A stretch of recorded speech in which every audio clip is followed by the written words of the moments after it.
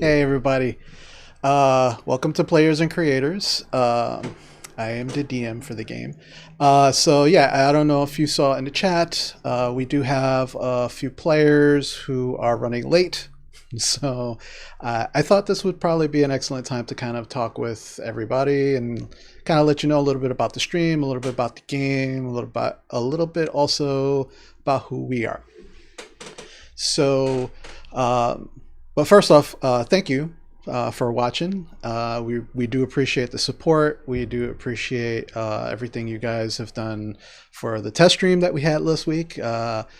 While there were, thankfully, it was a test stream. While there were a number of interesting problems that we had, this would be hopefully something that we work through, and we just ask for your patience while you help us with this newly formed stream. My I guess a little bit of background about players and creators, and also the D&D game that we're currently playing. So players and creators, for the I want to say it's been in different iterations for the last couple of years and on different platforms, podcast and things like that, and with other names. But the actual thing that we want to do, the actual thing that players and creators is really about, is talking and sharing the games that inspire us, and talking and sharing that with people that we care about, and just so that they could possibly be inspired, so they could possibly love those kind of things. And really, that's it. It's really about bringing the gaming community together in a more positive way, because as most of us probably already know, the gaming community has been in a negative way, or seen in a negative light in many avenues. And me personally, I've always wanted to fix that. I've always wanted to I wanted to lift people up. I wanted to make sure that since I have a platform, and this is the platform now, that I'm using it in a positive way. I'm using it to uplift other people and help them to get their thing out there, whatever it may be. So that's kind of what Players and Creators is. And in this iteration, it is a D&D game that we want to share with all of you. Not only are we looking to entertain, but to lift people up. And one of the things I've heard from my players, and I'll get to who they are in a minute, one of the things I heard from my players was that there were lots of questions about how can I start a D&D game? How can I play a D&D game? I'd like to play, I'd like to DM, and just all the questions in between that. And me personally, I have only been DMing for 2 years. All of the players are mid to beginner level players. I've been playing D&D for many years. I actually started D&D with Advanced Dungeons and Dragons, the second iteration of it, 3.5. We never talk about 4. At least I don't talk about 4.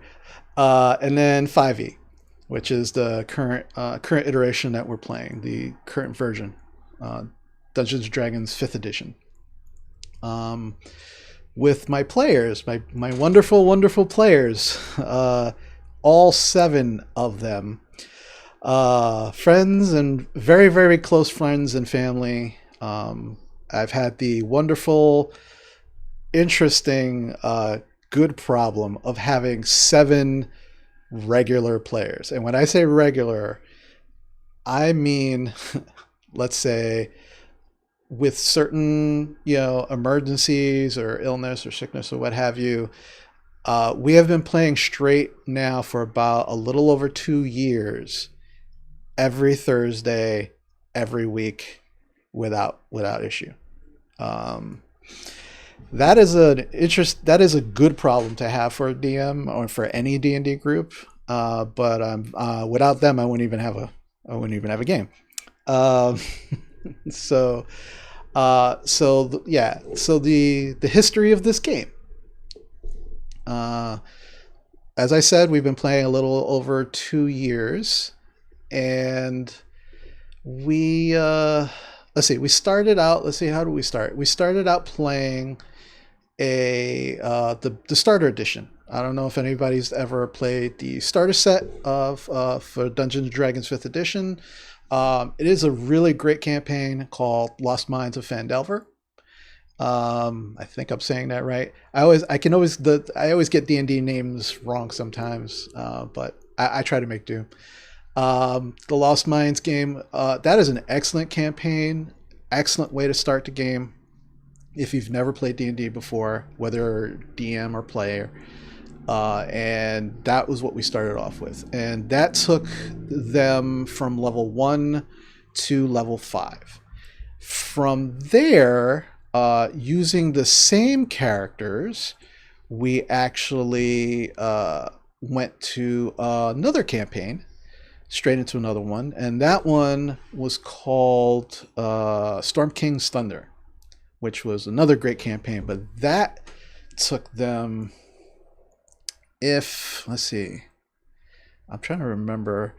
I forget what level. I think they finished off at level 13 or 14. I'm sure they'll I'm sure they'll remind me in chat.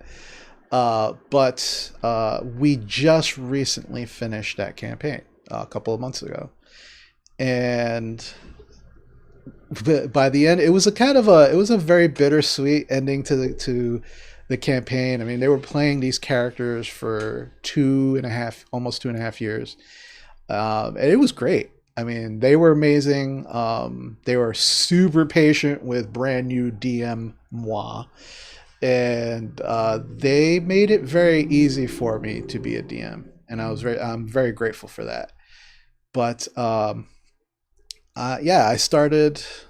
Storm King's Thunder, Red Leader. Storm King's Thunder, great campaign. Highly recommend it.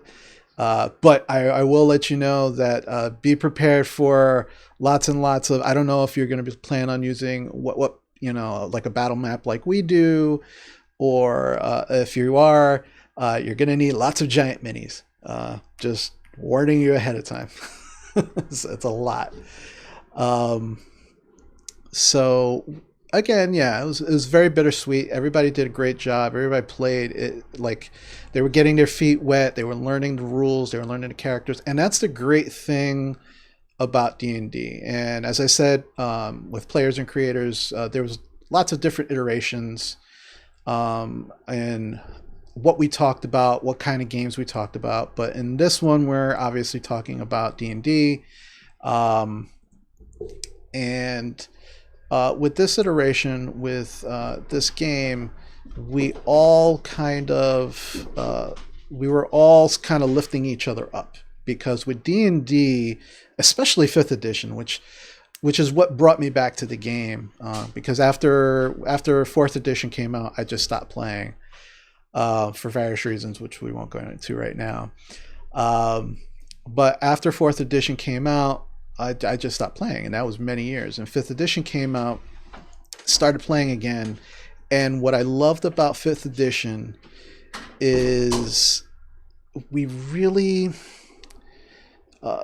in the past, it was like they were trying, Dungeons and Dragons was trying to find that balance.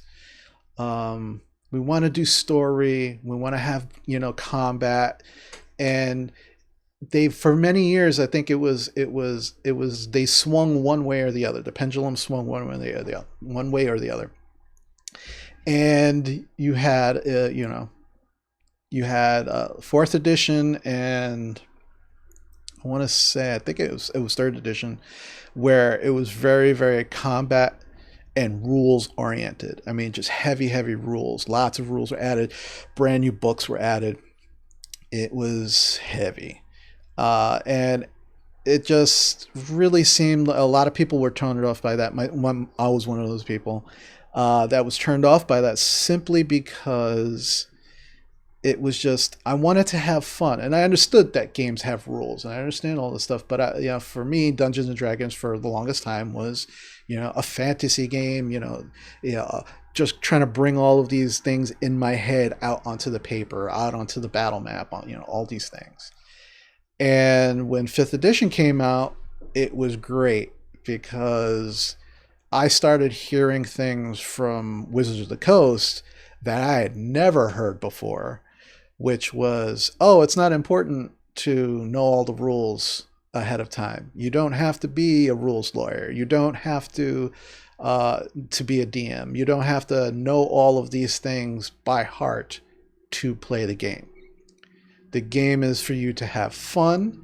We want you to help build a story. If combat is what you want, we have that for you. If you want story, we got that for you. But the game is mostly is about fun, building that story, and that's what pulled me back into the game. So I was super grateful for that. And that's that's pretty much where we're at right now. Trying to figure out all of the rules, never going to happen. There's too many books. There's too much text. Lots of pretty pictures. But you will never, ever know the rules. I have my books that I need for the campaign sitting right next to me. If I got to go to them, I'll go to them. We use in our campaign D&D Beyond. If you're not familiar, with D&D Beyond, thanks Lady Poopsie. If you're not familiar with D&D Beyond, essentially it's like an online tool. You don't have to use it. It is a paid service, but there are some free services that you could use. I'd highly recommend, if you're a brand new DM or player, if you want to use one of the free services, that they do allow you a certain amount of characters that you could build on there, and you get basic rules for free and that kind of thing. But we use it, and it's very helpful for our campaign, especially now that almost everybody all over the world, literally, if they were playing D&D face-to-face like we were, they are now doing it all online like we are now. And there's lots of other platforms that you could use to help you play. There's Roll20, I believe. There's lots of different ways to do it. But D&D, anybody can play D&D. Whether I've seen lots of players who just, they can't role play, they're intimidated by role playing, and they go, I can't play Dungeons and Dragons because I can't act like my character. You don't have to act like your character. Yeah, it'd be helpful, it would be fun, it'd be nice, but you can still have fun just by creating a character and playing the game. 9 times out of 10, usually those folks, as you're playing, tend to come out of their shell, and I've found to eventually become like excellent role players. But not everybody has to be a role player. Not everybody has to be look forward to that aspect of the game. It really is about, for me, as a dungeon master, as someone who has created this new setting. Well, I didn't create the setting. I created the campaign around this setting. We're just looking to have fun. We're looking to tell a story together and see where that story turns up. And no one has to be a role player. Everybody, the thing that you need to have, the thing that you should come to the table with, is a willingness to have fun and a willingness to work with everyone around you in this game to make that fun. That's it. That's all you need to play Dungeons and Dragons. Everything else will either come or it won't. But the fun, as long as you come with those things, with that intent, as long as you come with that intent, then the fun will always be there. The fun will happen. And yeah, you don't, again, Red Leader, you're absolutely right. You don't have to have a lot of role play in the game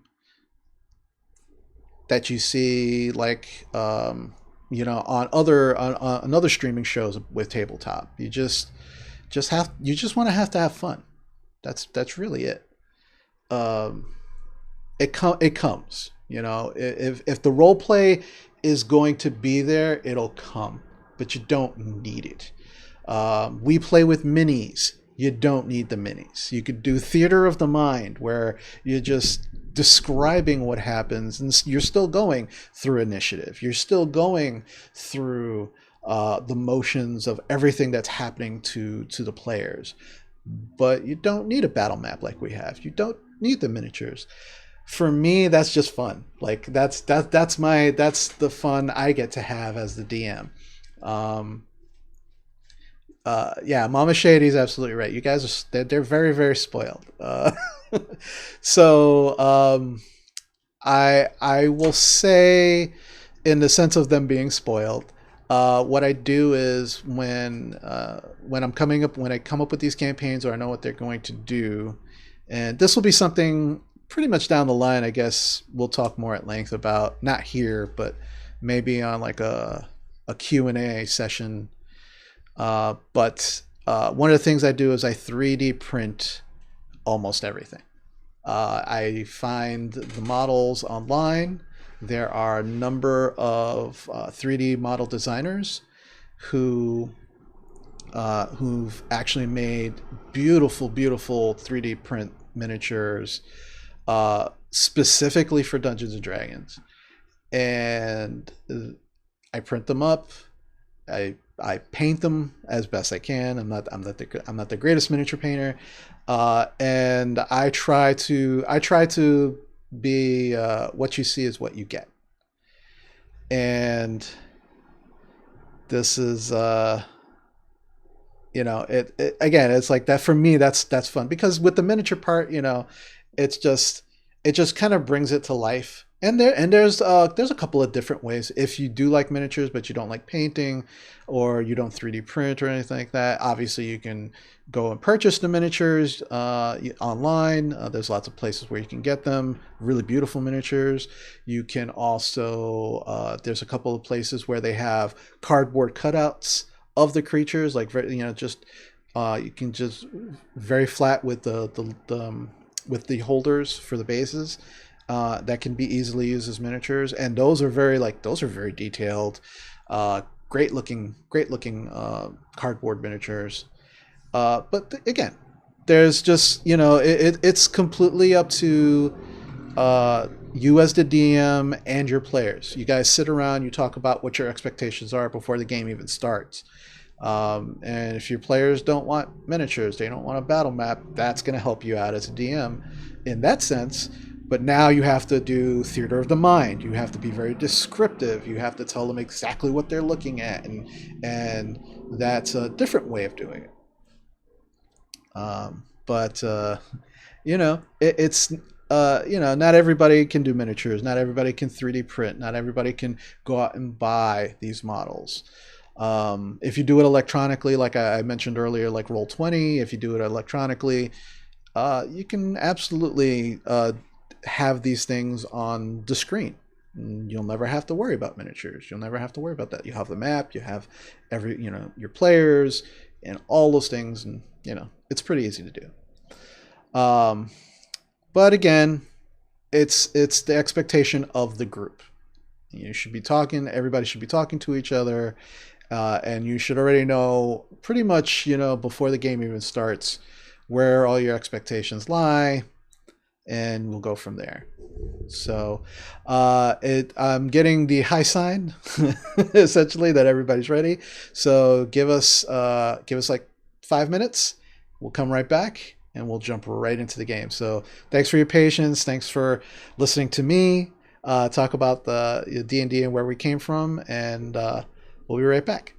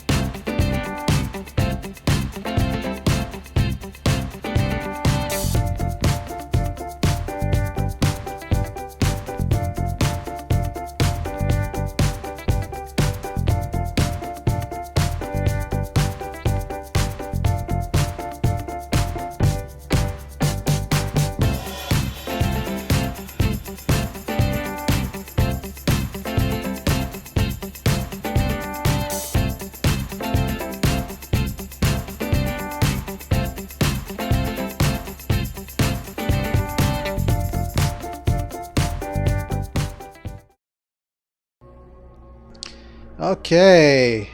Hello, everybody. We're here. Everybody's here. Laurie stepped away.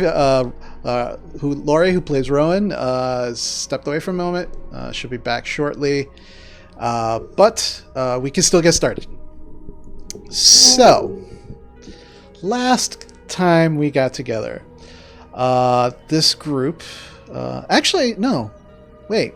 I want to just very briefly, since no one gave me introductions for them that I asked for last week, I'm going to very, very briefly just go down the list.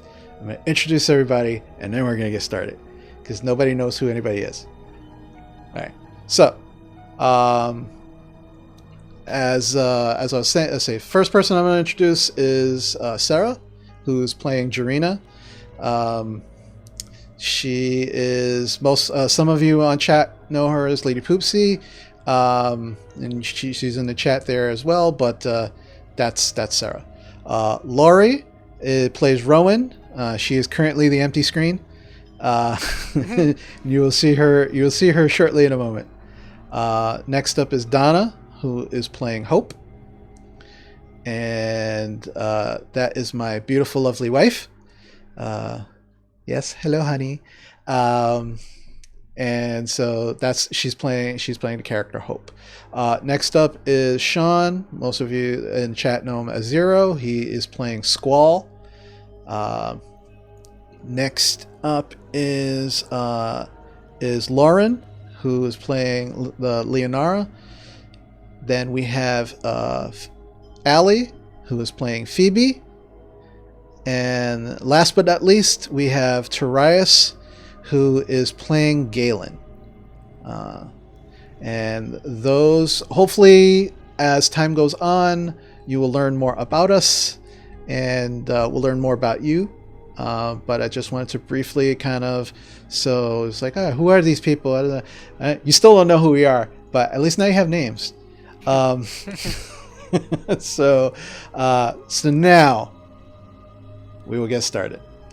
So last week, as we got together, the group had ventured into the jungle that was west of the actual Dragonborn city Xarzith Kitril, in an effort to chase down unknown individual or individuals who had possibly stolen some Dragonborn eggs.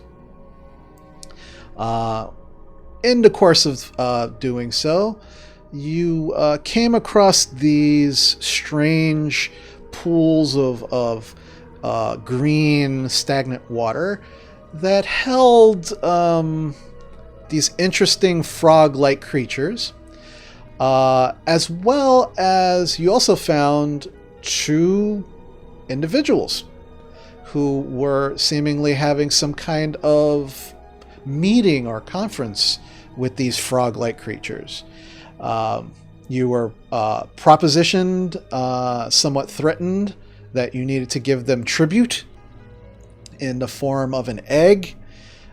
Your druid companion in the group, who was already wild-shaped into a giant lizard, attempted a diplomatic solution by laying said egg. She was unsuccessful.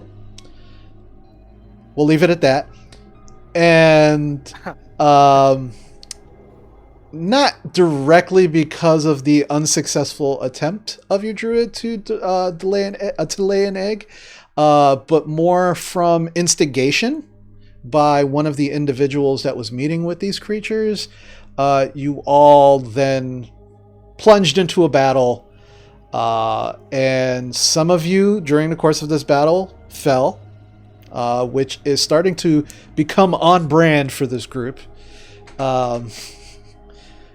But thankfully, due to Galen and him killing what seemed to be the leader of these creatures, after killing them, they seem to be scared and, leaderless.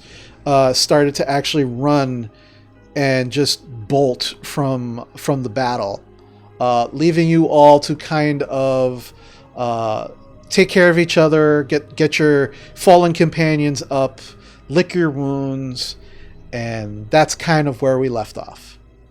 So, you are now all, most of you are very beaten and bruised. You're all conscious, some of you barely, and you are still now with some of these creatures' bodies just kind of laying around you. You also seem to have a tied up individual, thanks to also Galen, and what's also seems to be a Dragonborn egg inside a large canvas backpack that was taken off of the back of the now hogtied person that Galen has captured. What would you all like to do? Warn the Fixer. I second that. Yeah, and we need to rest too. You're muted.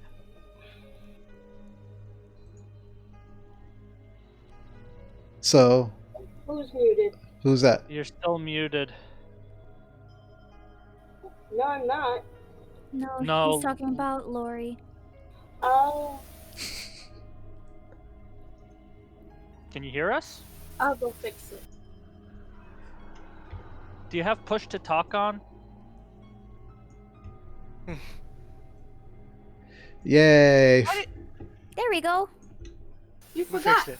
I didn't forget. Why did you set it for push to talk? They're all set for push to talk. I know, but I don't like that. I don't either, Lori, but it's for the sake of when the DM is narrating. Oh, All it's right. all right. Anyway, I have the sending stone. You have to push to talk on it. Yes, that's how I believe magical items work. Correct.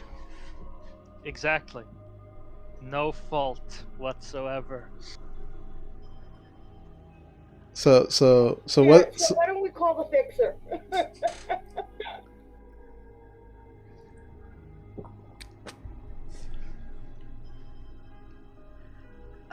Hello.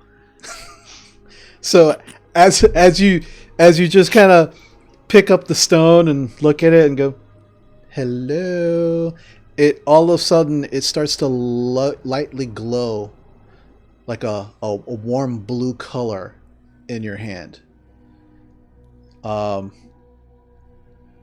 a moment later, almost very, very distant, coming from the stone, you can hear, yeah. Hi, this is Rowan. I'm letting you know that we tracked the captain and one of his compatriots through the jungle, and we captured his compatriot with an egg, but the captain got away again. A moment later, you hear, all right, so, where exactly are you right now? 2 days march north of where we last were at the wharf. Are you still on the, the eastern bank? You haven't crossed over to the western bank? No, we haven't crossed. We're still on the eastern bank, and we're in this clearing that you can see from the treetops. I wish I could give you more specifics, but basically we're in the middle of the jungle. There's a clearing in the jungle where there were pools and there were frog people, and we're just recovering from that encounter. And I'm hoping to catch up with the captain. Should I make that a priority, or should we just leave him? All right, back up one moment. You said frog people. Describe them. They're yellow, red, and then there's little ones that are purple, green, and blue. You hear kind of like a sigh, and then, all right, so, yeah, that's Grung. They've been known to be pains in the asses here in this jungle. All right, no, don't chase the captain. Sit tight. If you need to rest from this encounter you just said you had, do that. You said 2 days out. I'll be there within a couple hours. Confirm that. Days out or 2.5 days out from the wharf? Oh, you guys are about 2.5 days out. So your estimate was pretty much on right. I want to correct that. We're about 2.5 days out. Yeah. Yeah. Take all the rest that you need. I'll try and be there as quickly as I can. All right, we'll see you soon. There's no response. You see, and you watch the light kind of like after about like a minute of no interaction, the light just fades away. Did you ask him about the captain's companion? Should we interrogate or? I think that we should just keep him tied up until the fixer comes. All right, I'll gag him. Yeah, he's currently still unconscious. Oh, speaking of which, yeah, he's unconscious. You spoke with the fixer. Is there anything else that you guys like to do? I want to go. Sorry. Mine is real quick. Don't worry. I'm gonna gag the guy that I captured and put him someplace where everybody can see him, and then I'm gonna try to take a short rest. Okay. I want to go up to Hope. Hope, are you okay? I could really use some rest. I'm not doing so great. Can I assess her injuries? Yeah. She is. She looks pretty slashed up. Technically speaking, she's at 1 hit point. Not 2 because of my healing hands? Oh, that's right. Yeah, no. I'm at 4 hit points. Oh, that's right. Okay. I forgot about the healing hands. So yeah. But she seems pretty banged up. She's not in any danger of keeling over and just dying. But her and a couple other people in your party look pretty banged up. I'm gonna take her bedroll and set it up for her. And just kind of like help her lay down and kind of sit next to her and watch over her. Okay. Thank you very much. I lay my head down and just kind of fall into an exhausted sleep. All right. At this point, Maya actually flies out of one of the trees, and she goes and lands on your shoulder, and she starts licking your face, Jarina. Mostly where there's some blood. I'm gonna scold her a little bit, but softly. It's like, where were you? You weren't here to help me. Like, you gotta help me.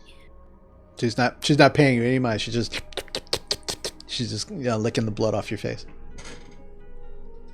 Fair. For my short rest, Galen's gonna find the shadiest spot, not in the tree line, because he doesn't want to be attacked by the captain if he ever comes back, but like some place where it's shady, but he's not but everybody can still see him. Okay. You do still have just to kind of remind everybody where you're at. You do have a number of these dead grung bodies around you.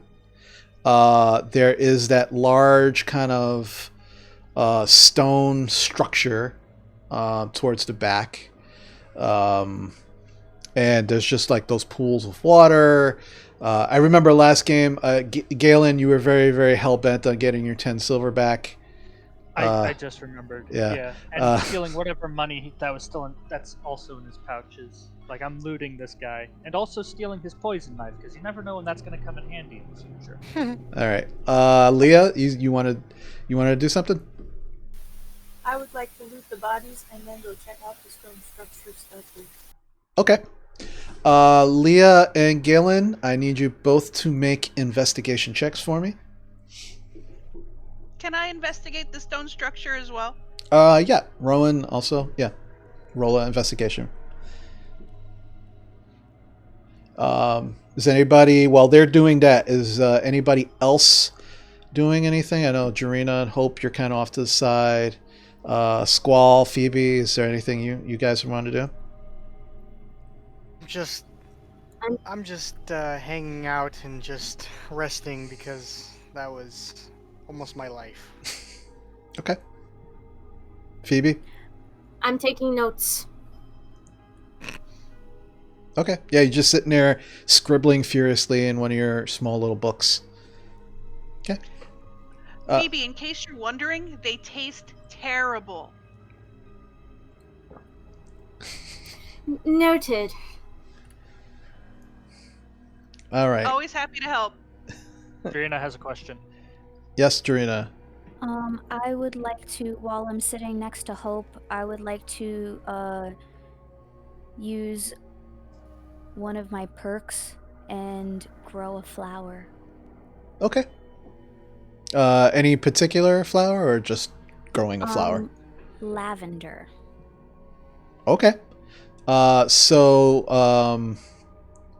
you're sitting there, you watch coming from the head of your staff, just slowly this little bloom appears, and then you see a little, almost like a little vine, start to crawl up, and then at the end of the vine, just very quickly, just almost instantly, a bloom of lavender, much deeper purple than you were expecting, but it's kind of like resting on the top of the staff, kind of coming from the staff itself.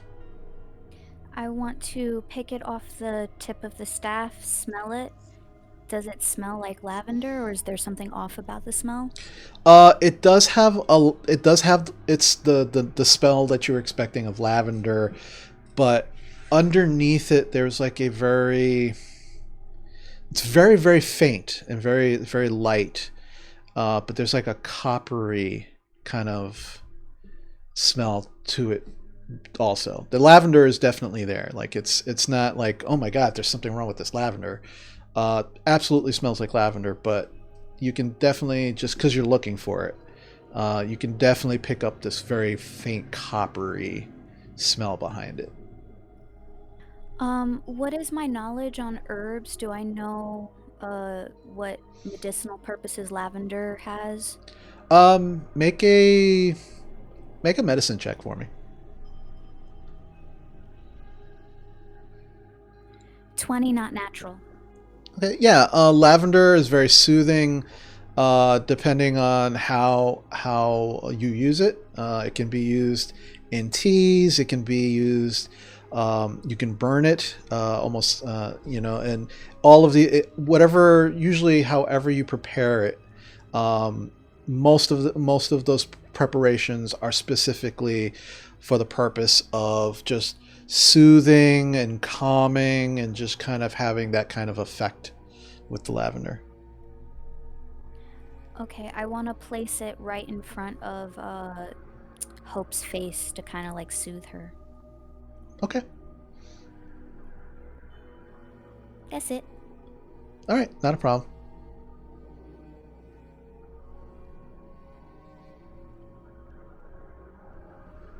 Anything else you guys want to do?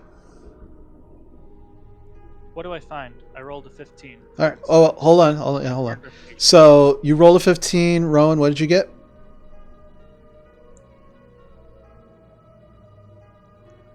I rolled a 19. When I tried to lay an egg, I rolled a 5. But now, to look around rocks, I rolled a 19. That's good to know. Leah, what did you get? 18. 18. Okay. So, couple of things. Galen, first, as you start going to, over to the individual. Before you say anything, What's that? before you say anything, I'd also like to loot the unconscious body as well, so to make sure he doesn't have like any way of getting out of the rope. Like, All right, that's a separate roll. So let me. I wanted.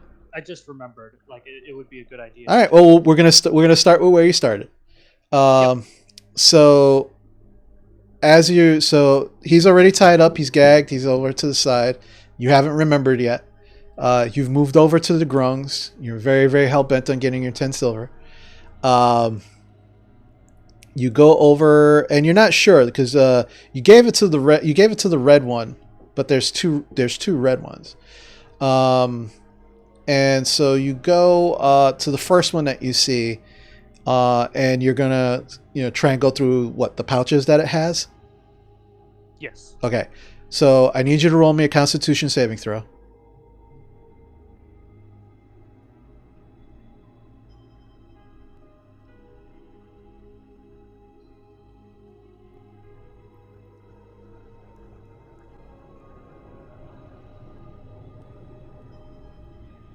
19. 19. Yeah, so you feel as you touch the body to pull it over, you actually see that there's still this coat of slime over its body. And you go to touch it, and as you're going to touch it, you remember, pull your hand back, and you still get some on your hands. You still feel like it's trying to actually go through into your flesh, but you're able to kind of shake it off and kind of rub your hand on the ground before that happens. And you get the impression that touching these things, dead or alive, they are still secreting some kind of poison that you have to be careful of. So how would you like to proceed now? Oh, did I get his pouch and whatnot? No, you just went to touch it, and you almost were poisoned by just touching it. So you now know you have to be a little more careful in your searching. So how would you like to proceed now? I'd like to use parts of my garb I usually wear to cover my skin, to kind of have a nice thick layer over my hand. So I kind of make makeshift gloves out of Okay. Out of any wrappings I have or loose wrappings. Okay, yeah, you kind of wrap your hands pretty thick and you kind of move it around.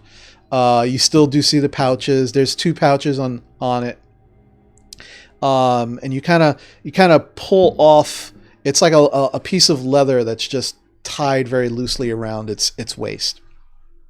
And you kind of yank it off, pull it off to the side, start opening up the pouch. The first pouch you open up, you put your hand inside, and you can feel it squishy.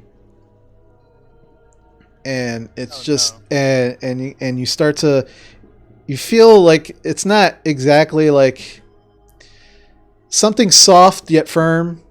And you start to pull it out, and as you pull it out, you can see what looks like maybe entrails, or something that belonged inside another creature is the best way to describe it. It's just like possibly this was either material components, maybe a snack. You're not sure. I toss it over my shoulder. Yeah, just you go into the second pouch, and in that pouch you find bones. There's just like small little various bones inside. Make a medicine check for me.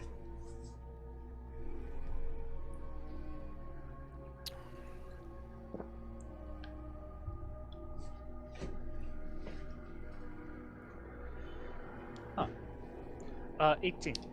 18. Some of them look like finger bones. Some of them look like just bones from smaller creatures. But there's a lot of them. And that's all that's in this pouch. So you go to the next red one. This one is inside the water. It's kind of like floating face down in the water. I use a stick to kind of pull them, because I don't know if this water's poisonous as well, because they've been swimming in it. Okay. Yeah, you find a stick, and easily enough you're able to kind of pull them over to where you're at. You do the same thing, kind of yank this over. You go to the first pouch. In this pouch, you absolutely find your 10 silver. But it is amongst what also looks like the entrails or insides of some other creature. So you get your 10 silver back, a little slimy, a little gore covered. Well, I'm still wearing gloves, so I just wipe it off using my gloves. Yeah. You get it back. Second pouch it has also many bones, just different types of bones. Hey, Rowan. Are these scrying bones I've heard so much about? Could be. I show them to her. Okay. Is that It's gonna look like they were chewed on. is that something? Is that something you want to try to determine, Ron? I don't care Okay. what they are. I'm just like, Yeah. get away from me. All right, I just toss them into the lake then. Okay. So Leah and Rowan. Leah, you start to go to the other grung. This is actually simultaneously while Galen is conducting his check. Leah, I need you to make a Constitution saving throw for me as well. As you're trying to grab these creatures, they are still poisonous.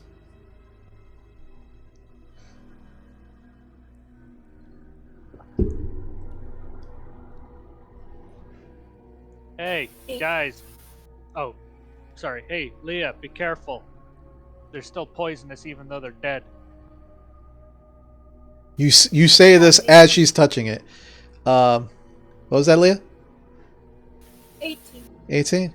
Yeah. So as Galen says this and you're already touching the creature, you kind of pull your hand back, and you can kind of feel it starting to ooze into your skin, and you just kind of like start wiping it on the ground, and thankfully you are not affected by the poison. And you start to go to each one of like the blue and the green and the purple creatures, the grung, and you start to see, you do find that each of them has either a dagger or short sword that looks rusted and nasty looking, and looks like it should fall apart if it hits anything.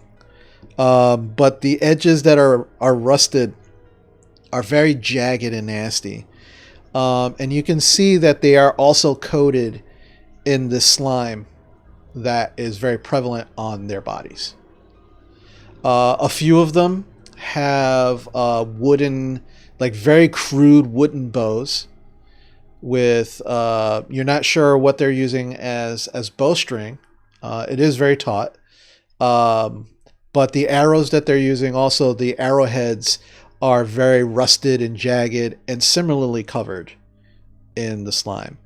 They don't have any pouches. They don't have any pockets at all.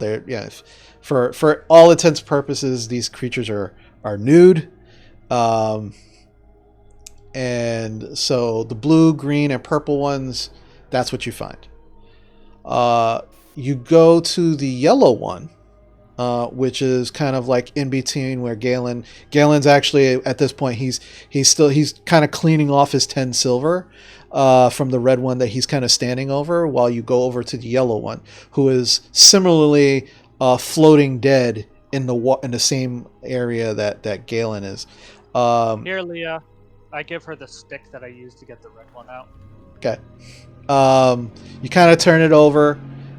You find a dart stuck in its neck, and like this purple, like what is probably its blood, just kind of like pouring out of it. It does have a pouch on a similar kind of like a leather strap around its waist.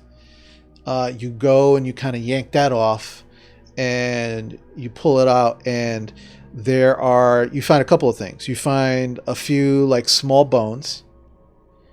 You find 12 gold and 2 silver. And you also find, it's not a gem, but it looks like a rock that is, it's almost cut like an octagon. But as far as you can tell, it's definitely a rock. It's not a gem. It's not a semi-precious semi-precious gem. Simply just a rock that for some reason is been purposely cut to have 8 sides and is smooth. And you also find a very crude wooden bow. Same short sword, very jagged with the poison on it. The same thing with the arrows. And then both you and Rowan make your way towards the structure. As you make your way towards the structure, you can see there's a lot of vines overgrown on it. It's stone, it's purposely cut stone. Almost looks like an altar. There are steps that go up to a singular level. And around the base of the structure, it's very odd looking carved, almost like pictographs of what look like possibly animals that could be in this jungle. And while there is a large, somewhat dead tree that seems to at some point grown from the stone and broken some of the stone on the left side of it, in the very top of this top of the step that you go up on, there is a large brass, maybe 5 foot high and 4 foot wide brass. It almost looks like a coin. But it's like a brass color. It looks very tarnished. There's some cut designs all around it. It's circular. And in the very center, there is a very crude cut skull. And one of the eyes sockets, everything for the most part is flat, but one of the eye sockets of the skull has an indent. Rowan, what would you like to do? I take paper out of my book and I start taking rubbings from this magnificent piece. Okay. Yeah, easy enough. You start pulling it off, and you just rubbing, rubbing. Yep. Is there anything you guys would like to do? Is there anything that we could catch some of that slime in? Like empty bottles or water skins? Laying around? I don't know. Do you guys have anything like that? Does anybody have that in their inventory? I have a water skin. Can I empty it and fill it with the poison slime? You can certainly try. Very carefully. So, who are you going to try that with? What body? I guess the red one. Oh, okay. There's 2 of them. One's in the water and one isn't. The one that's not in the water. Okay. All right. So, I'm going to need you to make a medicine check.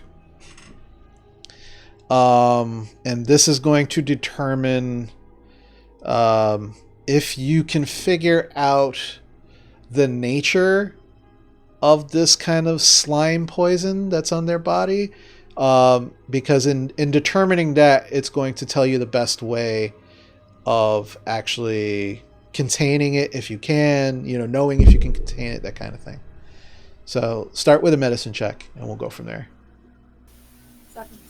17. You can start to see that while it's still coated in this kind of slime, it is, as soon as it leaves the body, because you can see some of it dripping off of its body, it starts to almost immediately absorb into whatever it touches. So as it's actually coming off the body, it's absorbing into the ground and almost immediately disappearing. You're not sure how much time you have left, But with that roll, I will say you can probably fill a fifth of your water skin before you start running into the issue of because it's just like a very thin layer, and as you're kind of trying to scrape it off, with the stick that Galen gave you, you can see that it's not replenishing. Like as you're scraping, like it's not coming back. So you're only you seem like the best bet is just get what you can off of this. You go to the other bodies, and you can see by the time you're done with that one, you can see that most of after it takes you about a good half hour to do this, like very carefully, so you don't get poisoned. By the time you get to the other bodies, it's either evaporated or has soaked into the ground already. Rowan? I'd like to investigate the skull on this art piece or this religious piece. Does the hole in the eye seem oddly octagonal? I don't know. That would depend on the investigation check you're going to roll me right now. But I rolled an investigation check for the stone thingy. Yeah, and you saw everything that you're going to see, but now you're taking a look very specifically at this piece. So that's a different investigation check. 11. 11. It looks very worn.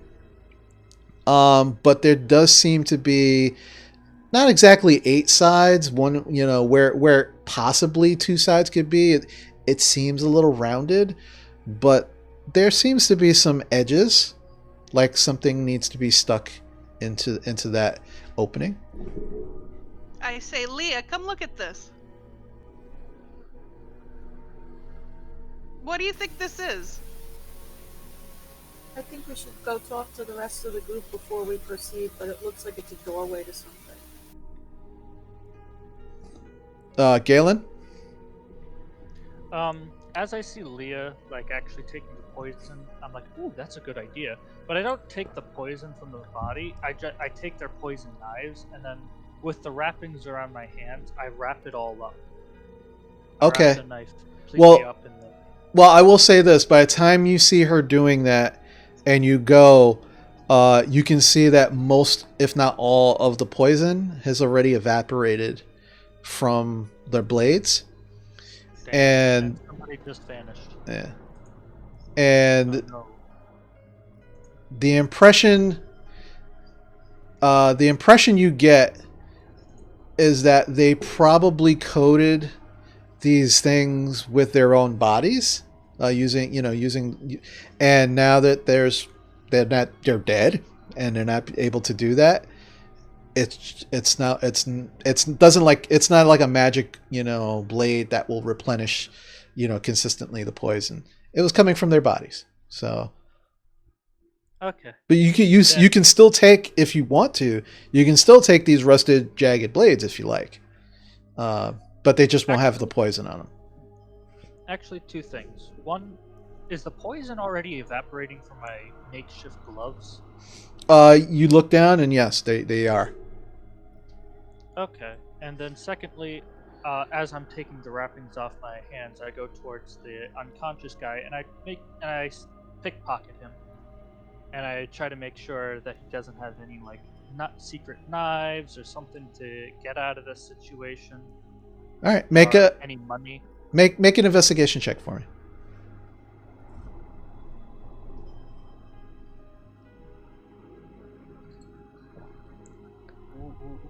I think it's... Yeah, it's 19. 19? Okay. Has no money on him whatsoever. Nothing. You do find a small dagger in his boot. Take that out. You can add that to your inventory. 1 dagger. And nothing else. You do notice you can see there are these very intricate tattoos coming, up the sides of his neck and kind of ending at the jawline. They seem to go further down into, like, possibly onto his chest, maybe his arms, but with the clothes that he's wearing, you can't see that. From what I could see, do they look somewhat similar to mine, or just similar in the way that they're... Oh, very, very, very different from yours, but similar to the others that you saw on the boat that you all attacked not too long ago. Okay, so now that I've checked that this guy can't escape, I'm gonna find a shady spot and take a nap. Okay. What is everybody else doing? Squall, Jarina. I'm still sleeping. Okay, hope you're sleeping.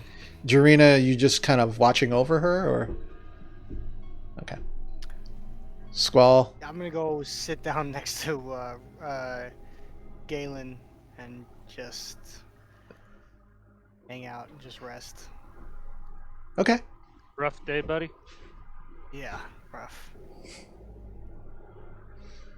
All right. At this point, it is about, if I remember correctly, I think you kind of encountered all of this like maybe early to mid afternoon. So at this point, I'll say you're pushing about. You're starting to push evening. Like, it's like you can start to see the sun is about to start setting soon. So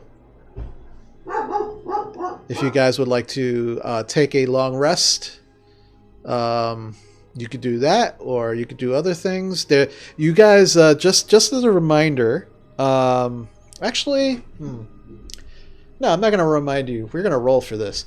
Leah and Galen, I need you both to roll intelligence checks for me, please.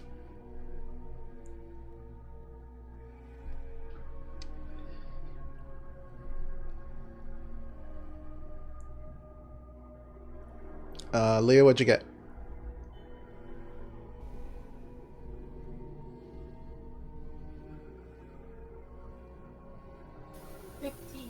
15. Galen? 15 as well. Okay. At some point, you two remember that you're both Leah is actually holding on to it, but you both remember that there is that box that you got from the ship that Galen broke the lock on that you still have not opened yet. So that's just there. And Rowan and Leah, if I remember correctly, you are also looking at this large brass circular piece on the top with this skull. What would you guys like to do? We should probably go back to the rest of the group and take a look at this when we're rested in case there's any danger. All right, if you say so. I take out my sketchbook and I wander back and I start drawing the dead Grun like they're my French girls. Do you also kind of like pose them, in any particular way, or just leave them as? Okay. Absolutely, like.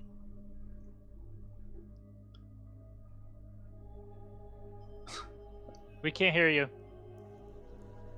You have to push to talk. I'm pushing it. No, you aren't. Yes, I am. No, you're not. I'm leaning on it. Only I can hear you twice. We can hear you now. Okay. All right. So. Can you hear me? Yes, we can hear you. Yes. Okay, let me repeat what I said then. Yes, please. Thank you. I'm doing Grun in repose. Grun hop. Grun sipping tea. Okay, so It's morbid. so Leah and Rowan they make their way to the rest of the group. Squall and Galen, you guys are kind of just leaning against a tree, kind of catching your breath, trying to relax. Hope is very quietly just resting, and the rest of you start to watch Rowan just start dragging these bodies, and at this point in the day, the poison is completely evaporated from their bodies, so there's no danger of being poisoned, and you start pulling them, and you watch as she just very creepily just starts posing them and then drawing them and just very happily and like this is nothing I look, sigh, and shake my head. Squall, for a while I'm whispering to Squall. For a while, I thought I was the only psychopath here, but I think I'm wrong. Yeah, I don't know. She's a little kooky. I'd like to slowly back away from her and sit next to Jarina and Hope. Okay. Yeah, you just as you're watching her, and now initially while you were watching her, it was more out of what is she doing? And then as you started to actually see what she was doing, you are now watching her carefully. Just being on your guard a little bit. You just kind of slowly make your way back, and doesn't stop her, doesn't slow her down. You do watch her occasionally step over the pile of mess that might have been an egg if she was successful on her Constitution saving throw, but is now a large pile of lizard dung. But very carefully, just kind of stepping over it as she's, grabbing bodies and posing them in different ways. I'm assuming at some point you are satisfied with the posing and the drawing, Rowan? Okay. All right. At this point, while you all watch this very macabre tableau that Rowan has, because I have to add them to my collection, and I couldn't get them when they were alive. Is the creepy thing she says to all of you. I roll over and try to sleep as fast as possible. And I just shake my head again. Yeah. Yeah, Jarina? I want to whisper over to Leah. Is she okay? I don't know, but I think we should stick together just in case. I'm gonna stick with you and Hope from now on. What am I, chopped liver?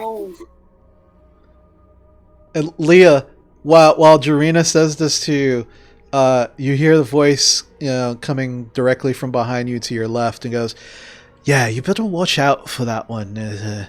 Really creepy. I mean, she just she finished with them, and she's not even she's just leaving them there like that. That's creepy." I think it'll keep others away from us if they stumble upon this. Yeah, Jarina, you hear Leah says this out loud. None of you heard the other voice. Who are you talking to? Just thinking out loud. Oh, okay. Do I believe her? Make an insight check. And Leah, I need you to make a deception check or persuasion, whichever one works in this particular instance for you.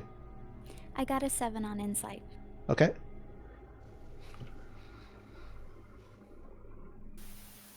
I got an 18. Since deception and persuasion are both +4, I'm gonna say deception. Okay.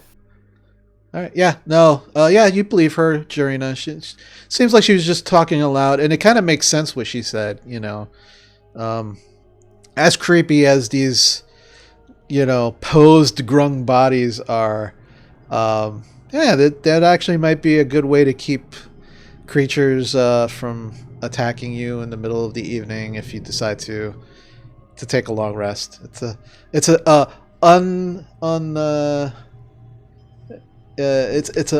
side effect of some, the creepy thing that Rowan just did. I'm going to. Are you guys going to take a long rest here? What's the plan? Galen is gonna sleep until something happens, so I'm guessing a long rest. Yeah, I'd long like a rest would long be best. rest. I think I we yell- should set up I- watches. Unless we're nearly dead. I want to call out to Leah from across the way after I'm done posing and drawing. Did you let them know about that door? I'm sorry, we were just admiring your handiwork. I'll let them know right now. Door? What door?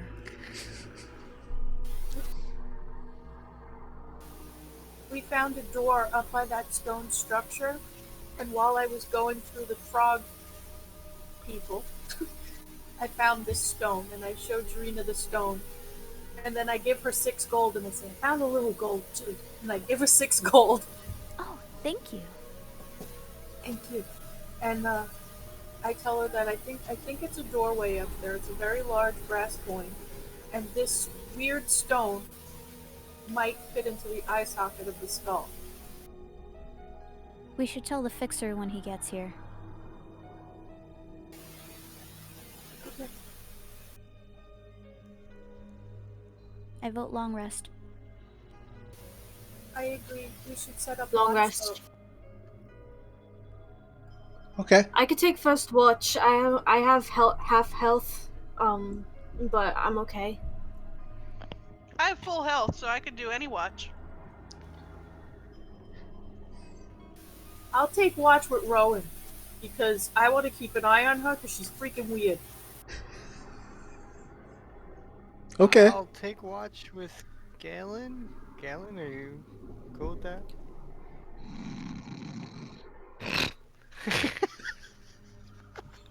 Yeah, I'll wake him So up I'll on third watch.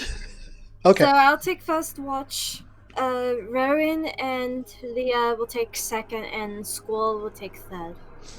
I'll take first watch with Phoebe. Okay. So Alright. all right. So Jarina and Phoebe.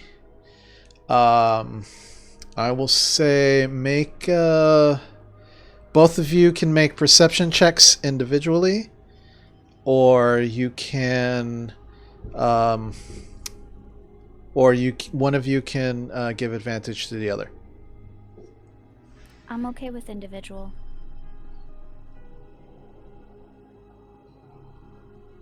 Okay, so both of you roll a perception check.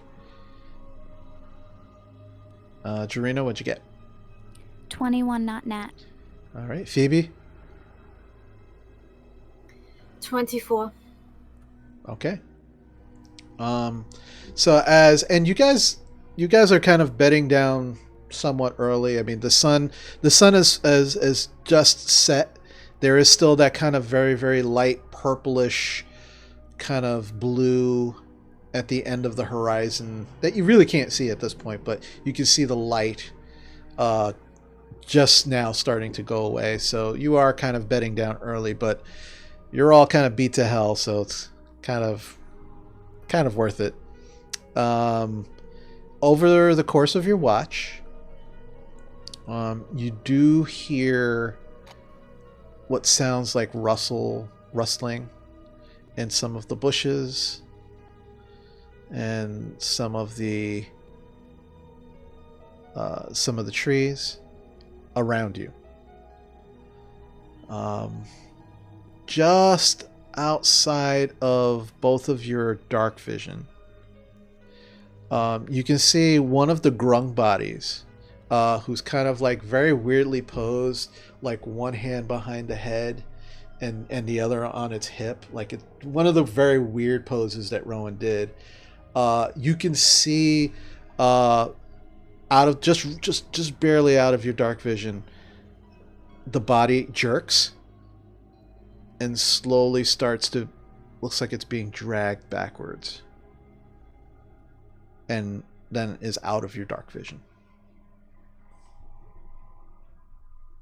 Should we investigate that? Unless it's a predator looking to make an advance, I think we should leave it be. Okay, I want to command Maya to go up into the sky and see what she tell me what she sees. Okay, make an animal handling check for me. Stealth.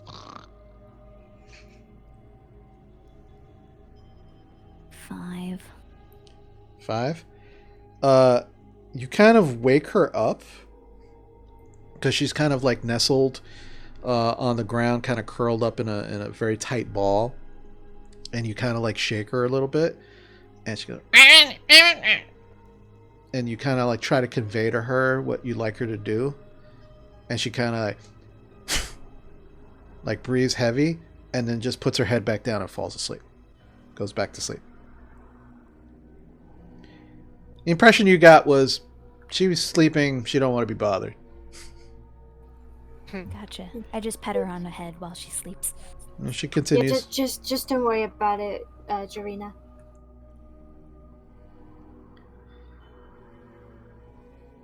At this point, you both can hear what sounds like crunching in the distance, coming from the area where you saw the body pulled away. Is there a tree nearby, like close by, that looks sturdy? There's a number of trees around you guys. I want to reset up my hunting trap. Okay. Sure, go ahead. Okay, yeah, I'm gonna reset up my hunting trap around the area where we heard the crunching. Oh, so you're gonna move towards that? Is there a tree that's not too close over there, or? You can see the shadows of trees just past that, but it's outside. It's like 60 feet. It's like just outside of your dark vision. You can walk over there and do that, absolutely. Can I do that stealthily? If you like to, yeah. Yeah, I'd like to do that. Okay. So make a stealth check for me. 20 on that. Okay. You start to slowly make your way into like towards a tree that's in that area where you saw the grung body being pulled. And you slowly start making your way. Let's make a roll here. Slowly start making your way over to this tree. And as you make your way to the tree, you're obviously now your dark vision is extended as you're getting closer, and you can hear the crunching, and all of a sudden it stops. And you look, and you can see what looks like one of those large frogs that you've encountered, whether it's a frog or a toad, you're unsure, staring right at you. And you can see a grung hand sticking out of its mouth. And it's just watching you. It sees you. It absolutely sees you. What do you do? I haven't set up the trap yet, have I? No, you just made your way to the tree. Walk away. I'm just gonna slowly just back away as stealthily as possible. Okay. You slowly start backing away, and as you back away, while it's still staring at you, just as you get out, just as it reaches the end of your dark vision, you watch as it goes, and the grung hand goes right into its mouth. And then you back out, and now it's no longer in your dark vision. Am I sick to my stomach at seeing that? I don't know. Are you? It just ate a frog person. It's a frog eating a frog person. I told you to let it be. Okay, I'm going over here. I go right back to my spot next to Hope and Leah. Okay. All right. Wait, we're on watch Yeah. together. Yeah, you're on watch, Jarina. Okay. Can't I watch from over here? If But that's you said Hope and Leah, that's why I was confused. Oh yeah, because they're sleeping. okay, yeah. I'm just gonna watch their bodies. Okay. Sure. But outside of that interaction, nothing else happens during your watch. Who is taking the second watch? You're watching their bodies, huh? Everyone calling me creepy. Who's taking second watch? I believe Leah and Rowan. Okay. All right. So Leah and Rowan. We're taking second watch. Okay. So you two, Jarina and Phoebe, they kind of wake you both of you, so you can take your watch. Both of you can either make individual rolls for perception, or one of you can roll with advantage. Leave it up to you two. Do you want to both roll? Let me check my perception. My perception is +6. So who's doing what? You want to both roll? Is that what you said? Okay. Okay. So both of you roll.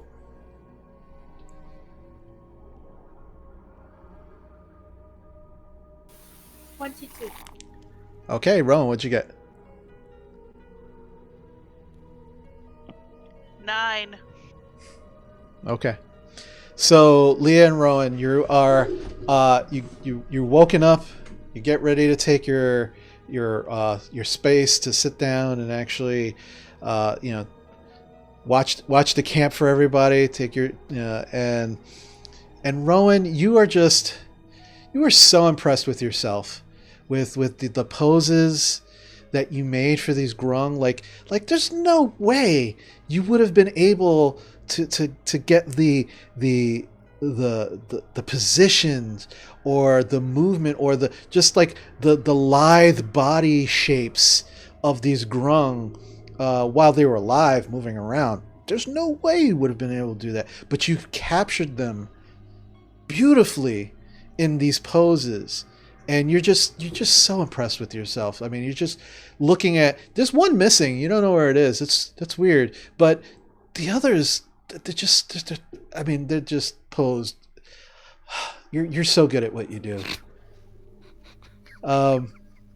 Leah, this is all an internal monologue inside of Rowan's head, but you could totally just see her like looking and just kind of like shaking her head and just like super happy every time she looks at one of these posed bodies. But you're also keeping watch. You're also kind of paying super attention to what's going on. And you also realize that one of these grung body are gone. One of the blue ones. I'm gonna ask her if she did anything weird with it. You know one of the guys is missing, right?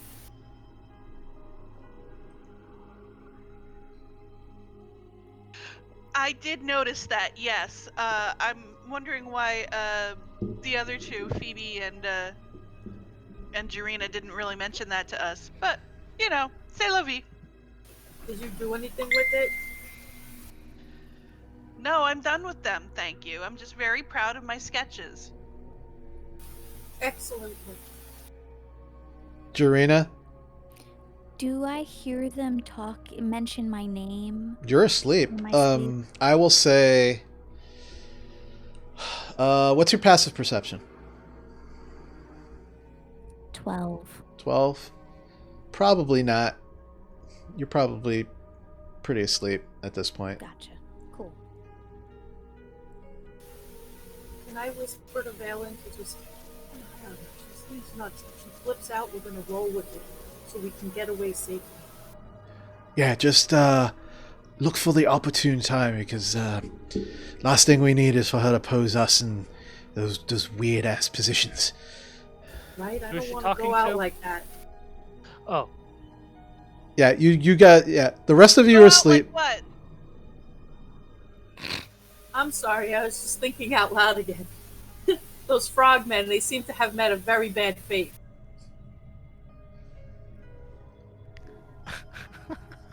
Look, They I'm brought it on themselves. They had to attack us. look, Leah. Oh, I agree. Leah, all I'm going to say is just don't turn your back on her. I'll keep an eye on her, but just don't you turn her back on you. It's She'll stay right in front of me. absolutely. Huh? Nothing, I said my eyes right in front of me. Keeping an eye out, watching. All right, Leah, towards the end of yours and Rowan's watch,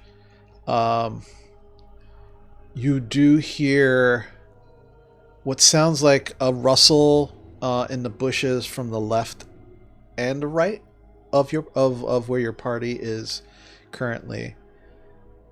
And as you're kind of like trying to determine what that could be,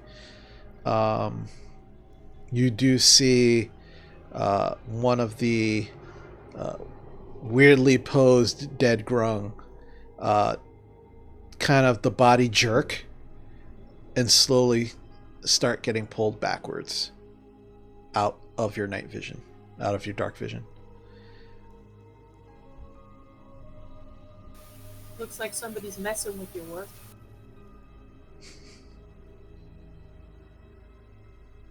That's cool. I'm done with them. And just as you're ending your watch, you start to hear what sounds like crunching of bones. I'm gonna look at Rowan and just make sure she's not chewing on like an arm or something that she's stuck in her pocket. So I'm just gonna look at her very carefully. Okay. 'Cause that's some scary noise. All right. Make a perception check for me. Just you, Leah.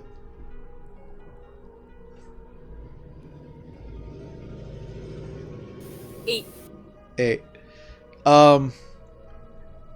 The sound seems to be coming from all around you, and you're kind of a little afraid to kind of look at Rowan straight on to see if she's actually chewing on something. She could be, but or maybe, you know, it's something else. You're not entirely sure. I'm gonna be extra vigilant in keeping an eye on her and keeping her in front of me. All right. This is getting stranger. Okay. But now your watch has come to an end, and you both last watch I believe is Squall and maybe Galen. Hey, Galen, wake up! We gotta do watch. Why did you wake me up? Just stand there and stand next to me and just pretend like you're watching. Oh, we're doing that watch thing. Yeah. Okay. You see him groggily get up because he wasn't mentally prepared to actually wake up at any moment. Yeah, it takes you a minute. Like you're just kind of like a little bit out of it, and then you realize I'm on watch. I could be sitting down for this, and then you just properly sit down. I let them know that the bodies are beginning to disappear. Great. That's good to know. Just so you know, it could be Rowan. Okay. Yeah. Galen's so- eyes widen, like he's like, because he's still That woke you up. He's still like drowsy, so he's not like in like poker face mode. So he's like, what?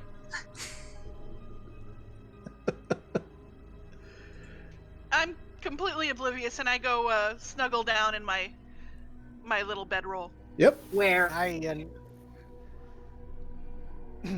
am uncomfortable not feeling and to myself I'm missing having a personal servant at my side. Yeah, this is a But, little rough yeah. for you. Yeah. I don't feel very safe in my current company. All right. So, Squall and Galen, I need you both to either individually make perception checks or one of you with advantage. Individual, I think, is the best route. Yeah. Okay. I'd also like after I roll this, I'd like to check up on our captor. See Oh, if he, you're captive. Yes. captive, Yes. not captor. What the hell? Yeah. All right. Okay. Give me a sec. Squall, what'd you get? 10. Nice. Galen? Nate 20. But For a total of? altogether- Yeah. Yeah, altogether, I think that's. Hold up. Yeah, that's 25. 25. Okay. Yeah, Squall. So as you're kind of sitting there, you're just like, jungle is so dirty. It's so humid. So hot. There's all these weird creatures. This place sucks. And you just almost died yesterday. Stupid little frog people. And you're just kind of like not paying attention. You just kind of have like an internal crisis. It looks like you're actually paying attention, but inside you're just kind of like screaming internally.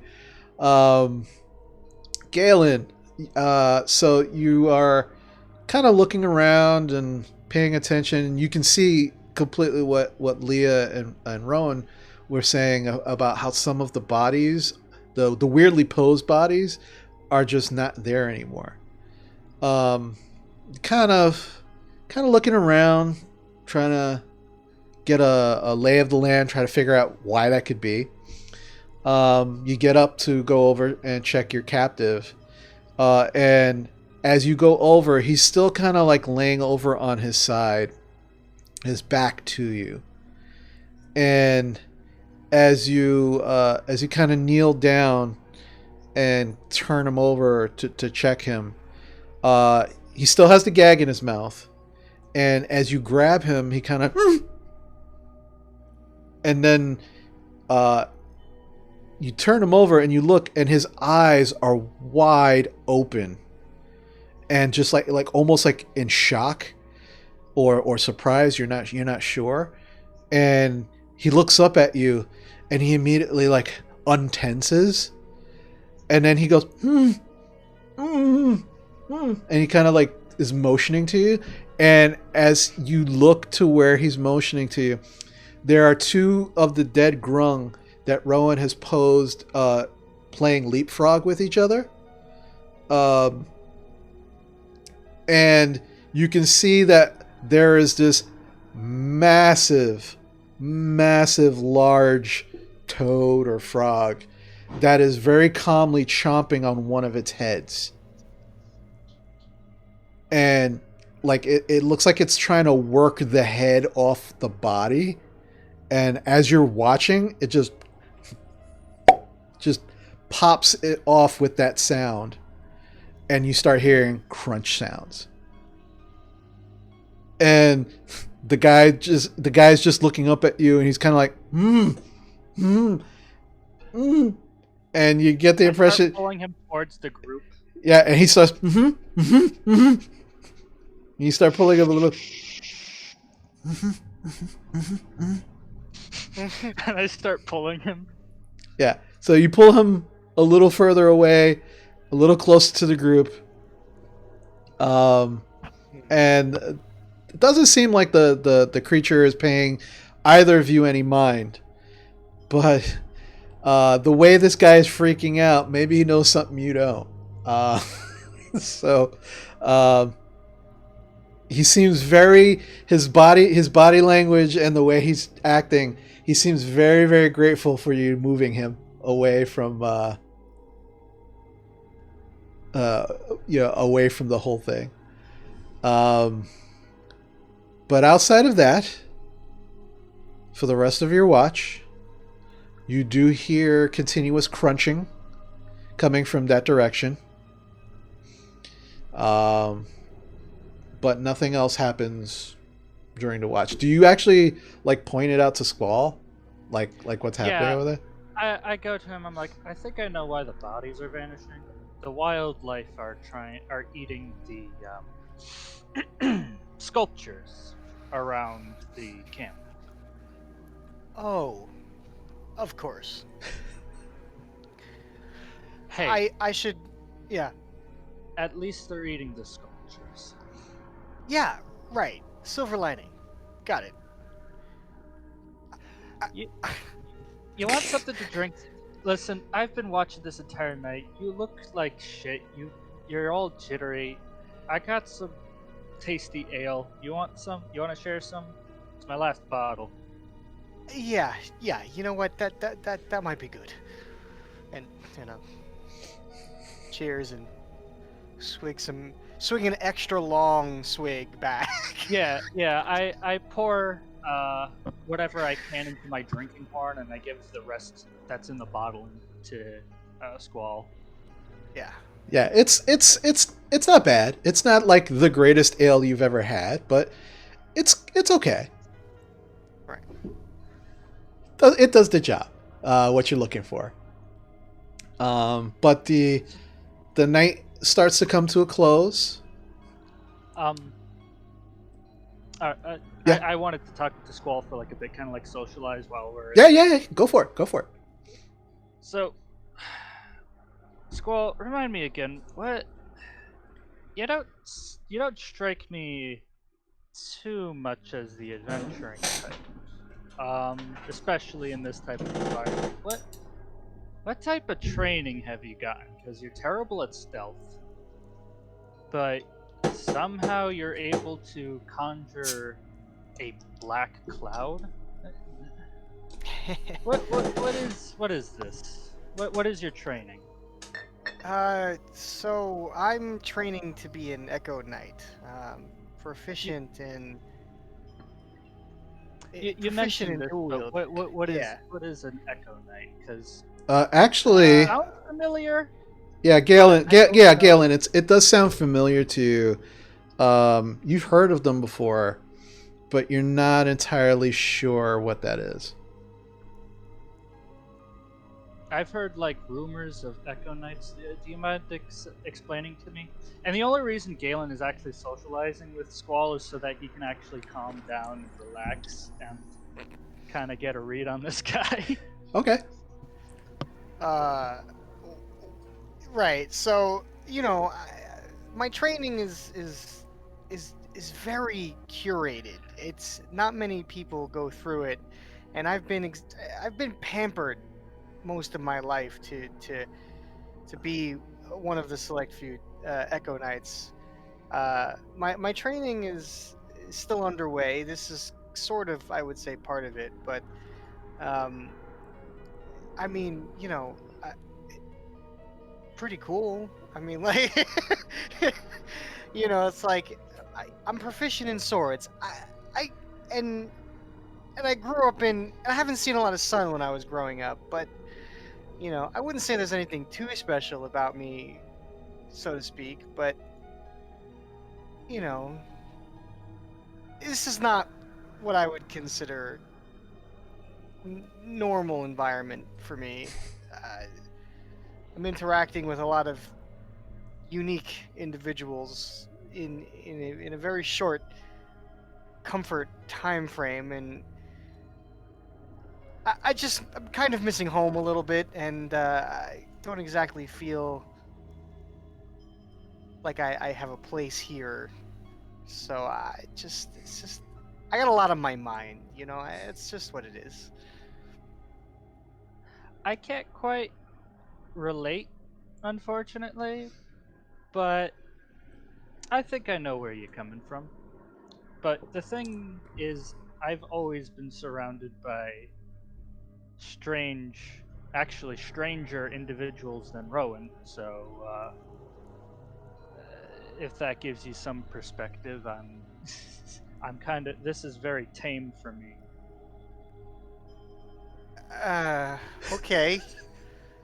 That's I really don't know how to take that, because that's really, really hard for me to comprehend. Yeah. Let's just say, when it's good for improvised fighting, just stay by me. I'm good at doing that, but barking out orders ain't my type of thing. So if I am barking orders, take it with a grain of salt, please. Yeah, combat prowess is something I can comprehend, and that's, at least right now, you're the only one to have shown much of it, or so I've seen, and so that's kind of why, we're rubbing shoulders right now. Everybody else is just strange. I think, surprisingly enough, Leah is the most trusted person, other than you, that I've seen in this entire group. So, I think we should also listen to what Leah has to say. Okay. I've had Keep more an eye. interactions with her. She seems to be another capable one, so if she starts barking orders, maybe listen to her a bit more than me. Okay? That's fair. I'm good at I kind of just go with the flow, the whole mind on the wind kind of Yeah. thought process. I respect that. I do Yeah. sort of the same thing, but I think I'm a little more paranoid than you, so I think that's where our similarities end. Yeah. I wouldn't say that I'm comfortable or confident, but I just try to roll with the punches. But man, this is a stark difference from where I was a few weeks back, you know? Yeah, this is different for me as well. So, you know what? Cheers to difference and change. Here, here. We clink our glass and horn. Yeah, as you clink your respective receptacles together, you hear directly behind you, "Well, isn't that the sweetest fucking thing I've seen in a long time?" Hey, fix it. Yeah, you turn around and you see the fixer, the halfling that you both. He's sitting on a log. He's kind of leaning back, hand in his face, cigar in his mouth, smoking. Ruined eye, and he's just watching. He goes, "Oh, I'm sorry, I didn't mean to interrupt. Am I ruining the moment?" We pretty much finished after our clinking. Do you both need? Should I just come back like in a few moments, or?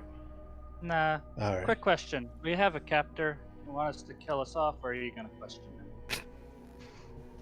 He kind of looks over to where the guys. Captive. He kind of looks over. Captive. Yeah, he Sorry. kind of looks over to where the guy's tied up. He goes, "He looks a little terrified to me, so I think we have him exactly where we want him.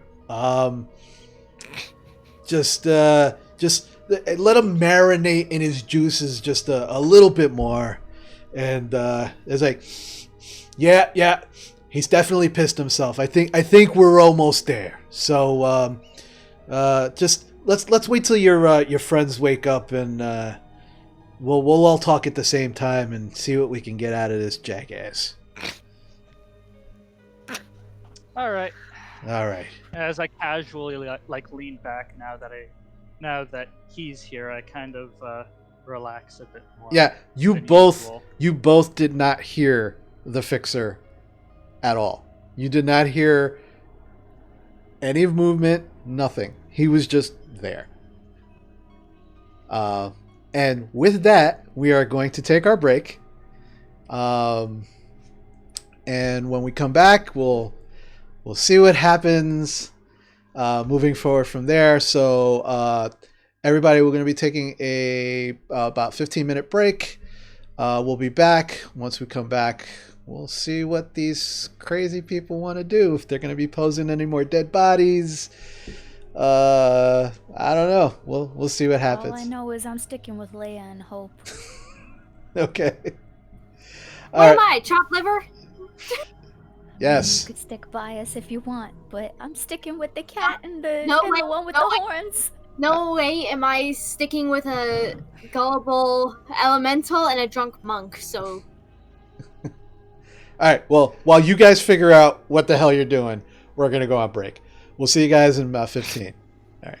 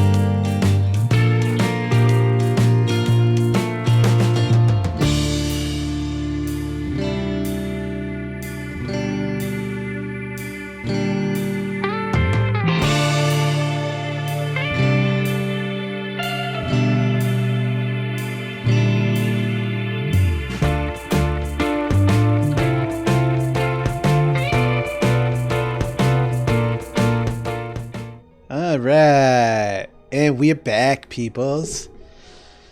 So, as we left off, the evening was coming to an end, and Squall and Galen were having a bonding moment when out of nowhere the fixer, making himself known, is now in your campsite, and you are all now just starting to wake up as the sun is slowly starting to rise, and you now can all see a number of things. You see the fixer kind of sitting on a broken log, kind of just outside your campsite, just kind of sitting there watching. He seems to be taking in some of the posed bodies that are actually left. There's not many. There's maybe 2 or 3 posed bodies left. You can see where the others have been dragged. and the bodies aren't necessarily still there. There's a pile in some cases. In others, you can see drag marks, and then there's nothing. But he's definitely like looking at the ones that are still there, kind of posed in these strange positions, and just slowly shaking his head. And as everybody's starting to wake up and like daylight's peeking and I can see him properly, I go up to him. How long have you actually been here? oh no, I was only here a few moments. When you two started having your moment there, I didn't want to interrupt, so I just waited until there seemed to be like a kind of like moment that I could say, hey, here I am, but I had only just gotten here. Okay, just making sure. So good morning, people. I must admit, I'm very shocked to see you all alive. We're gonna shock ourselves. And he just continues to kind of look around as he says it. And now, you kind of take he looks he looks a little different than you normally have seen him. His dress anyway. You do see that he is a male halfling.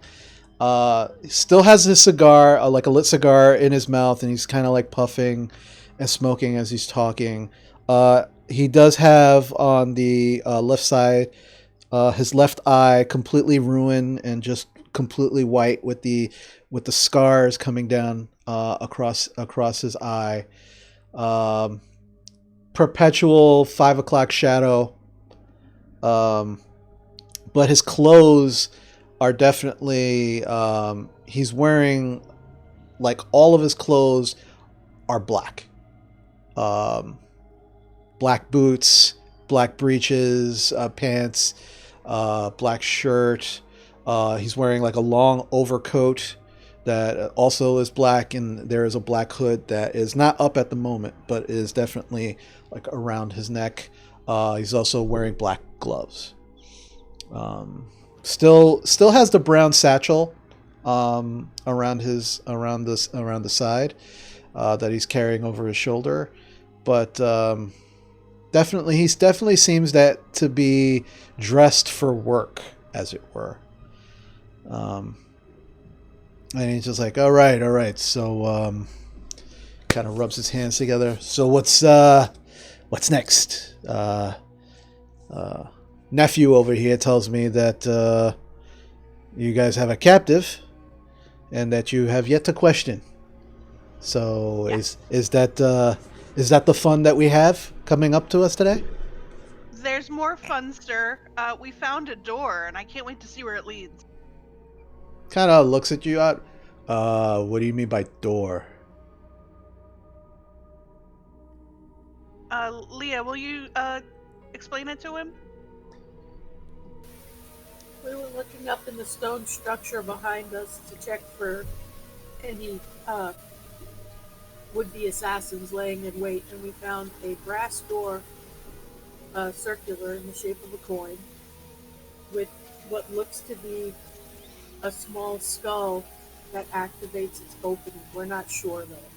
We decided not to mess with it until we had some time to rest and discuss it. All right. Well, what do you say we have a nice little chat with our friend here?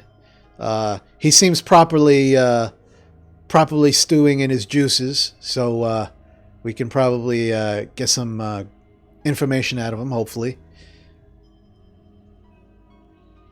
Like a plan. All right. So he starts to walk over to where you have your captive all tied up and gagged, and as he walks over, Galen, you're right next to him. You can see he looks like he's passed out. Whether it's from exhaustion, from trying to stay up all night from all of the predators, or from yesterday. You're not entirely sure, but he's just kind of lightly, kind of like you can hear like a light snore coming from, and the fixer walks over. And I give him a light. I give him a light smack, not enough to injure him, but I do like smack him awake on the face. all right, so you smack him away, and he's like, and he's just kind of looking up, and he's now looking up, and he's just like looking at all of you. He goes, So the fixer kind of looks down at him. He's like, all right. I proceed to. You want?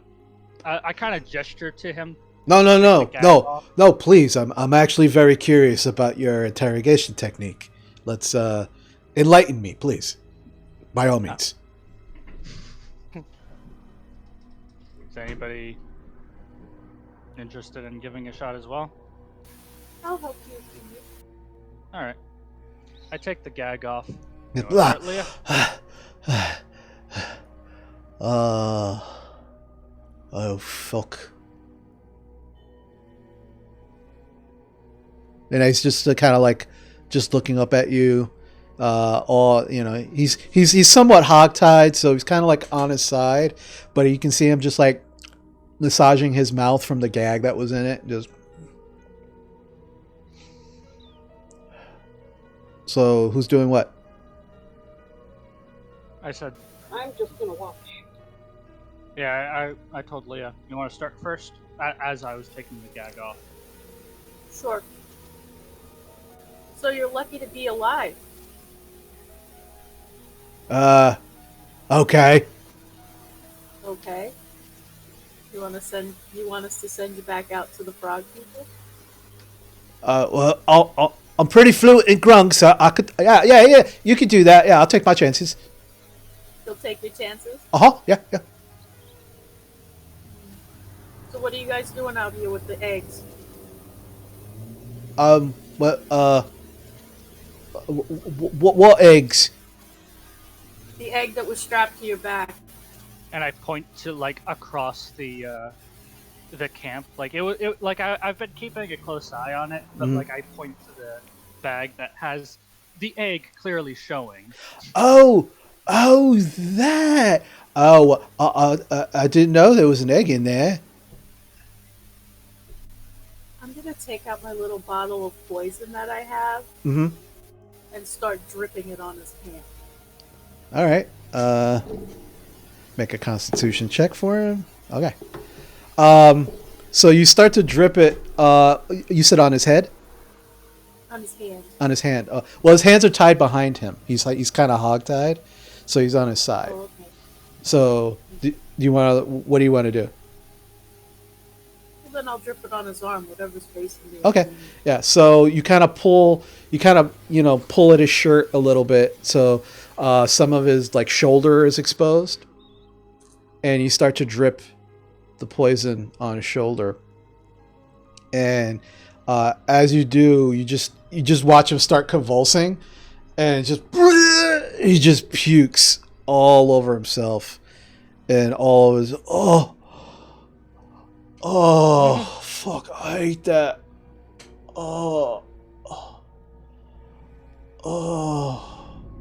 Really?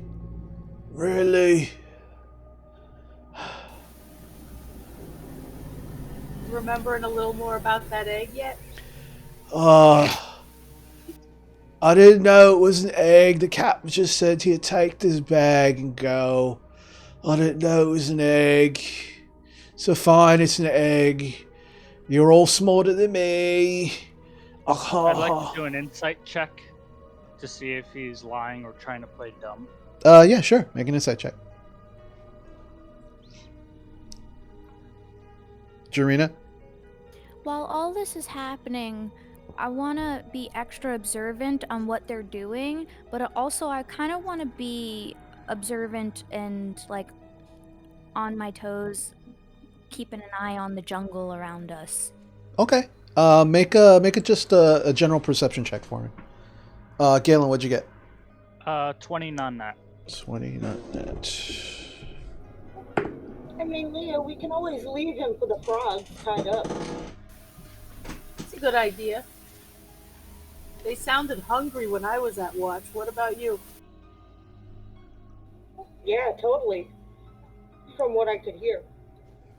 As you two are having this conversation, he's just like looking at both of you like, Galen, you get the sense that while maybe he looks like a very shifty individual. There's a good possibility he didn't know what the hell was in that bag.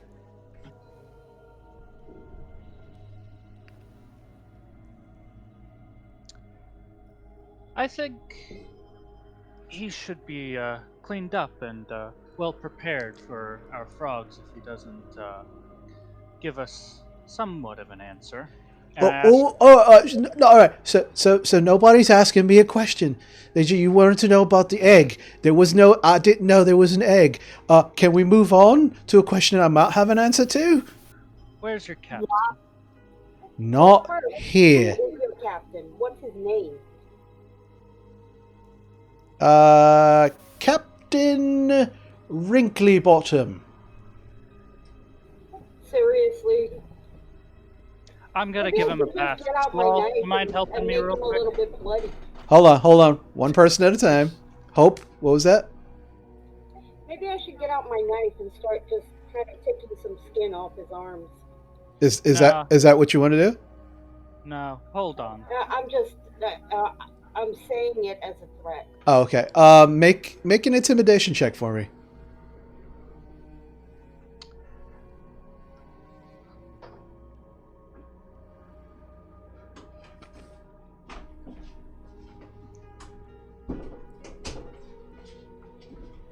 No,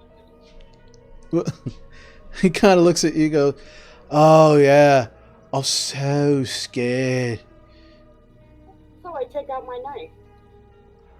Squall, you might. We missed a person. Okay. Squall, mind helping me giving this guy a bath? And I aggressively try picking him up. It's not Why? that type of bath. Just trust me. Okay. So And I proceed to blindly help him. Okay. I start taking him to one of the ponds, and Ali is constantly glitching out. With No, that's fine. That's fine. Continue. Okay. So we drag him to one of the ponds, and I start to dunk his head into the water, and All right. proceed to hold his head in the water and just like violently keep it in there. Okay. For a couple of, for like about half a minute, let's just say. Like Okay. I'm violently like keeping his head in the water. And Squall, you're helping him with this? Yes, reluctantly. All right. I'll need you both to make strength checks for me, please. Individually.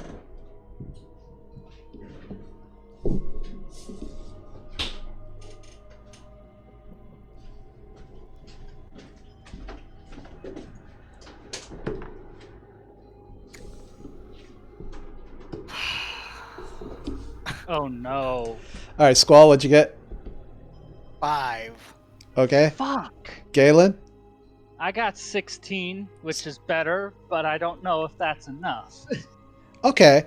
Well, considering that he's tied up, which is considered grappled and restrained, he has disadvantage on his checks. The first roll was a 24, and the second was a 3. So you both have little to no problem grabbing him, one on each arm, and just dragging him over to the pond. As you drag him over to the pond, you grab him, and you said you're just slowly starting to dunk his head into the water? I aggressively dunk his head into the water. I don't give him time to kind of catch his breath. I just, as fast as possible, into the water. Okay, how long between each are you doing? Can I do an insight to see if like this guy might be able to hold his breath for a good amount. Well. One thing. Let's go in order. So you start dunking his head under the water. How long are you dunking his head in for? I'm gonna start with 30 seconds, and if he's not like convulsing or violently like shaking, or if he seems like he's playing dead, I'm gonna keep him in there a little. Or if it seems like he can last a little longer, I'm gonna keep him in there a little longer. Or if he can't, I'm gonna pull him out. So I'll dunk his head into the water. Start time would be like 30 seconds. Good. Okay, so you both pull him over. You start to dunk his head under water. You hold it under. So first 5 seconds, he's struggling. 10 seconds, he continues to struggle. 15 seconds, he's struggling and slowing down. 20 seconds, he stops moving. I pull him out. All right. So you pull him out. He's no longer breathing. He's unconscious. Well, he's breathing. He's unconscious. All right. Jurina, real quick. I throw Spare the Dying on him. Okay. Well, he's stable, but he is still unconscious.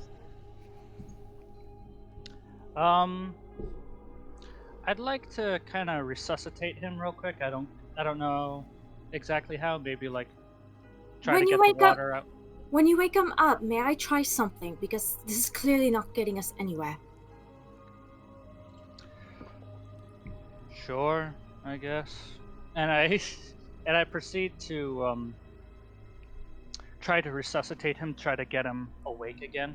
All right. Well, yeah. You start smacking him in the face, and after about 30 seconds or so, he kind of comes to.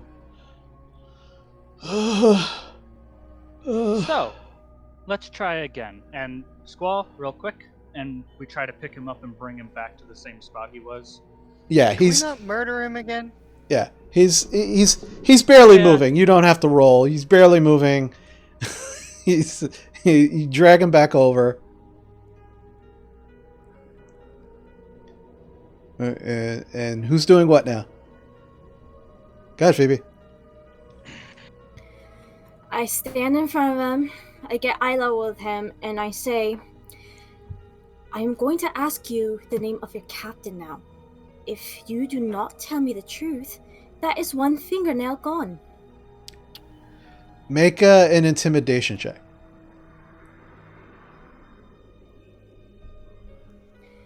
Nat 20. For a total of 20. 20 altogether? Okay. So, yeah. So he kind of looks up at you, and he kind of stares, and he still looks a little bit out of it from just being mostly drowned and then brought back, and spitting up some water, just slightly, and just he's just he Rogarum, Captain Rogarum.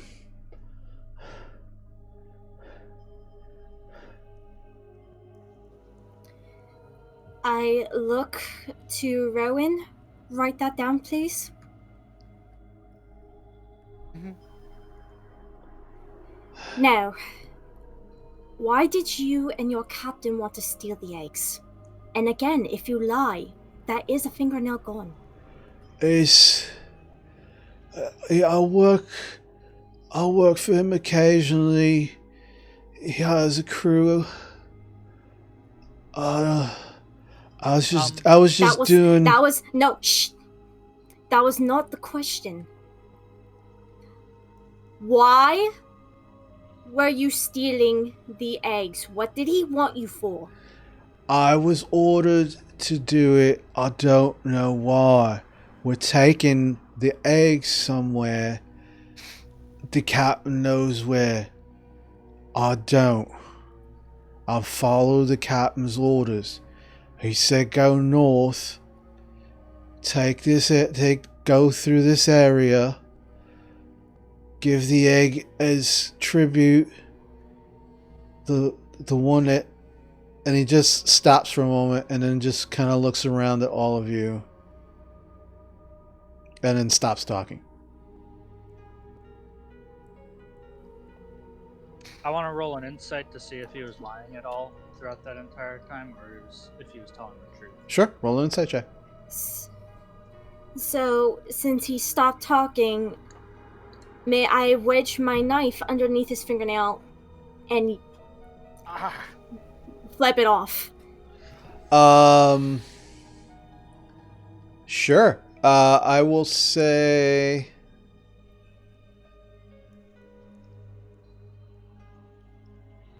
Alright, I will say make an attack roll. And you have advantage because he is restrained. And this is technically a melee attack. I rolled 19 on insight. Okay. He seems to be mostly on the level. And when he stopped talking, the impression you got was that he was saying something. He was giving an answer for a question he wasn't asked.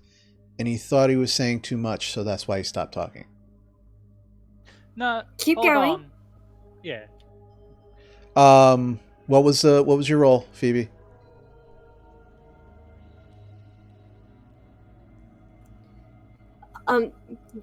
I didn't get to roll yet, but since you said that, I stopped and I said, keep going, or you're going to lose a nail. Well, no, you don't know that. Galen knows that. That was his insight check. So unless Galen shares that with you... Well, I know what. Well, since he stopped talking, go ahead, Galen. No, I stop you. As you're getting your knife or whatever tool you're using to pull, you get whatever's under his nail, and I kind of tap your shoulder and I go, he's telling the truth, but it seems like if we, I don't know, do some magic-y stuff or something, we might be able to get more answers out of him. But he seems to be mostly telling the truth. And I whispered this to her. And I whisper back, hold on a moment. And I look back at the captive and I say, keep going, or you're going to lose a nail. Make another intimidation check. This time with advantage. 19. Okay. As you do this, and you actually have to turn him slightly over because he is hogtied. So you start turning him over, and he starts feeling the pressure of the knife by his fingernail. You go, oh, no. All right. So we had 2 packages. One of them, obviously now I know it was an egg. I was instructed to give it to the grung as tribute so I could pass through. And I was instructed to take this one and make my way up, keep going north, and the captain would meet me at some point further up, and then we'd go wherever this egg was supposed to go. I don't know where it was supposed to go. The captain knows. Did your captain ever suggest any contingency plan in case the plan went awry? No, because we've done this a couple of times already. But surely you're going somewhere after you visit the grung. You said heading north. Yeah. Where north? Where north? I go up to the north of here. Just heading north. I go up to the fixer real quick, and I kind of whisper to him, do you know any place north from here? What's north up here? Fixer kind of Fixer this whole time has his hands behind his back and just kind of nodding occasionally and watching, and without taking his eyes off of Phoebe and what she's doing, he kind of leans over to you. He goes, yeah, there's there's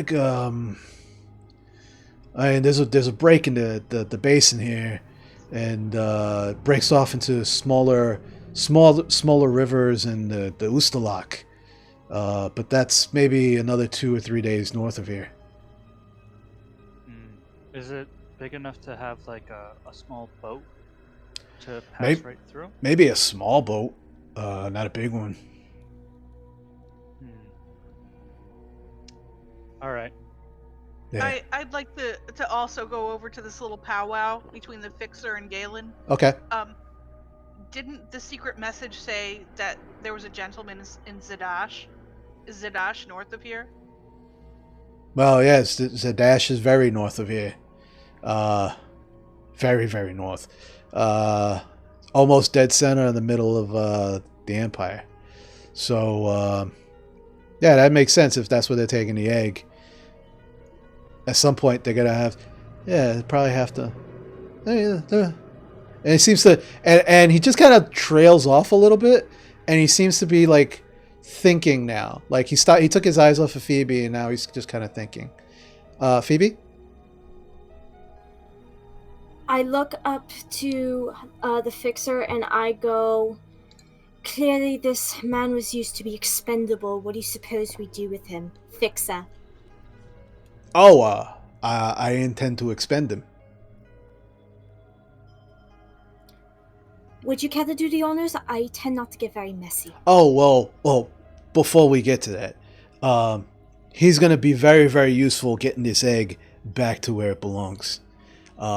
So, if he wants a chance to not be expendable, he's probably going to be very, very helpful in going back with me to bring this egg back. I kind of have a very creepy, sly grin. And I lean down to the captive and I whisper, looks like you got off easy. I was going to take your fingers next. He just kind of looks at you, kind of shrinks a little bit, and kind of looks at side eye a bit, and says, "Yeah, I'll help you bring it back. It's fine." And the Fixer's like, "All right, yeah, that's good. That's good stuff. It's a little sloppy, a little beginnerish, but yeah, you guys seem to have gotten what you needed out of him. You squeezed him. That's pretty good. So good job, people. Considering that you are all, for lack of a better term, fucking amateurs. Not bad. So good. All right. What about this door thing? Yeah, what about this door thing? I'll show you where it is. All right. Lead the way. You start. You and the Fixer start walking towards the stone structure area. Is anybody else following? Leah is following. Jarina, Phoebe. Is everybody going? Is everybody can go? I'm gonna keep watching the captive. Okay. I lift him off. I lift him onto his feet, the captive. Okay. He's And I give him to Galen. He's all yours. Okay. I'm gonna go. She's fucking scary. I've seen much worse. People are crazy. As I casually say. Yeah, he's like, you people are crazy. I give him crazy eyes and I say, I know. All right. What were you saying, Squall? I'm sorry. I'm gonna head with the group because the torture kind of turned my stomach. Okay. All right. So the majority of you, all of you, go over to this area. Rowan, what do you do?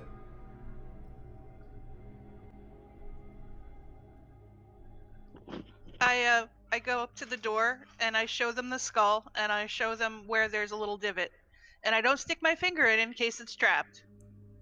It's like, all right. Okay. It looks like something goes in the hole. As Maybe treasure is back there. Who knows? anybody check it for traps? Is it trapped? Let me give it a look. All right. So Leah, just roll a Roll an investigation check for me, please. While she's rolling, I just take the guy to a place where it's not covered in his own bile, like all his piss and puke, and I just set him down on a slightly comfortable place, but I gag him again. Okay. Yeah, he sits there. He's at this point. He's not even trying to fight you or try to fight back in any way. He's just. And I bring the egg a little closer to me, like not away from his sight, but like behind him or something, but like not too close to him, but not too far, like from my eyesight or anything. Okay. So, what did you get for your investigation, Leah? 21. Okay. So as you check, you do notice two things. First thing, obviously, is that it does not seem to be trapped. Second thing you notice is there are very clearly grooves inside of this hole, and the grooves go two ways. There's grooves that seem to go inwards towards the hole, and you actually look on the inside and you can see grooves that look like they go around, as almost maybe whatever goes in here, once you put it in, needs to be turned.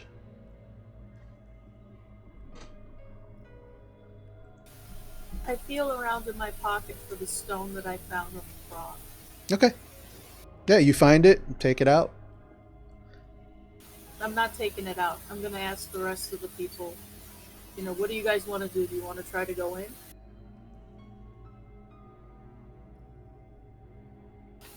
I don't think we should leave Galen alone with the captain. Well, what I suggest, we already know where the door is.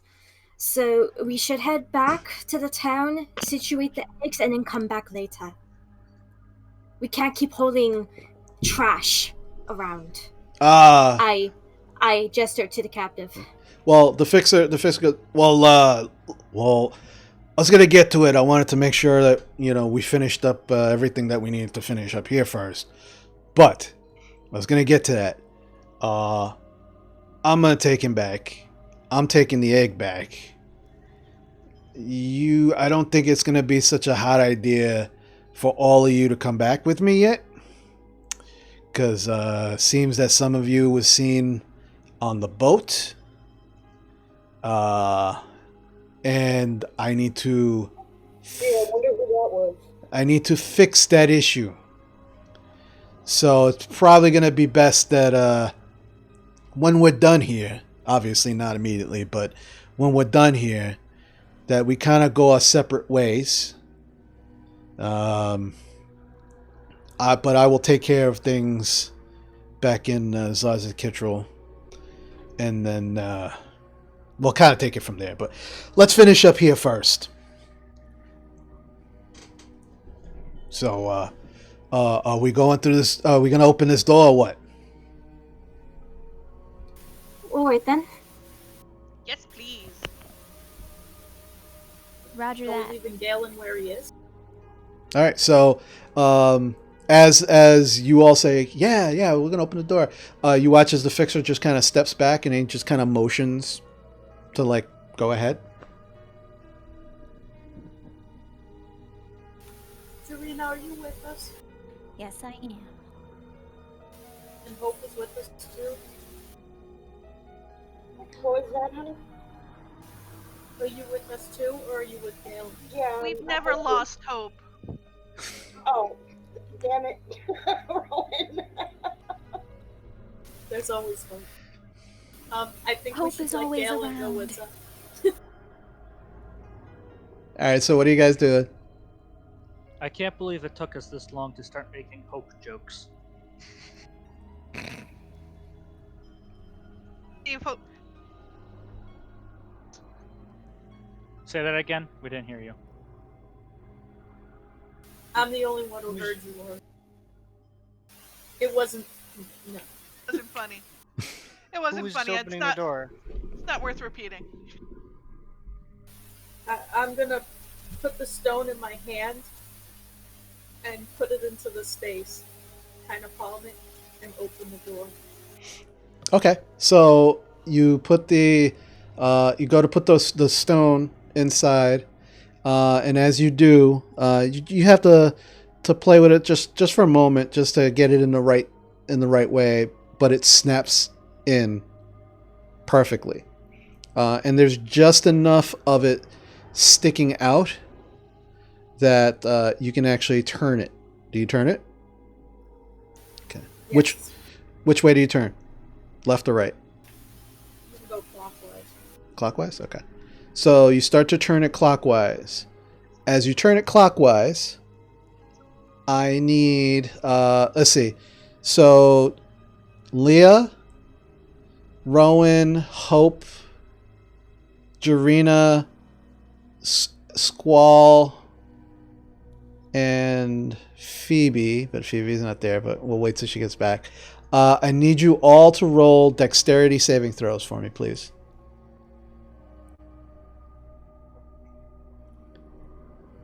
Phoebe, I need you to roll a dexterity saving throw, okay?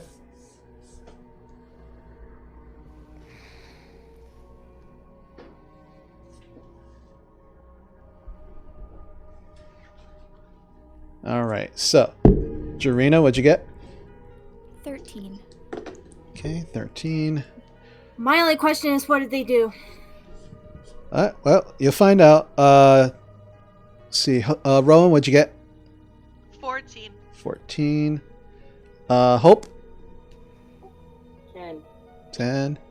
Squall? 12. 12. Leah? 23. 23. And Phoebe? 20, not that. Okay. Actually, the DC on this wasn't very high, so you actually all succeeded. As you turn Leah, the gem in the eye socket, you all hear a click, click, click, click, click, click, thunk. And as soon as the thunk goes, all of you that rolled a dexterity saving throw, right underneath your feet, you feel the stone start to move. And as you feel the stone start to move, you all jump out of the way and kind of move off of this platform slightly. The fixer was already completely away from this, just watching all of this. Of course he was. And you watch as two large stone slabs that you were standing on slowly start to just move, just open up. And as you open up and they just stop, and you look down, and inside you can see maybe a 15 or 20 foot deep pit. Inside the pit, you see a few things. You see what look like a number of skeletons. From where you're standing, you're not entirely sure what kind of skeletons they are. You have to get closer to see if you wanted to inspect and see further. But you definitely see a bunch of humanoid-looking skeletons. You see what look like the remnants of like tattered clothing or fabric and cloth. You see possibly what looks like a one or two like either backpacks or sacks or satchels or some sort. And you see almost on the top of this pile a rather large red Dragonborn egg.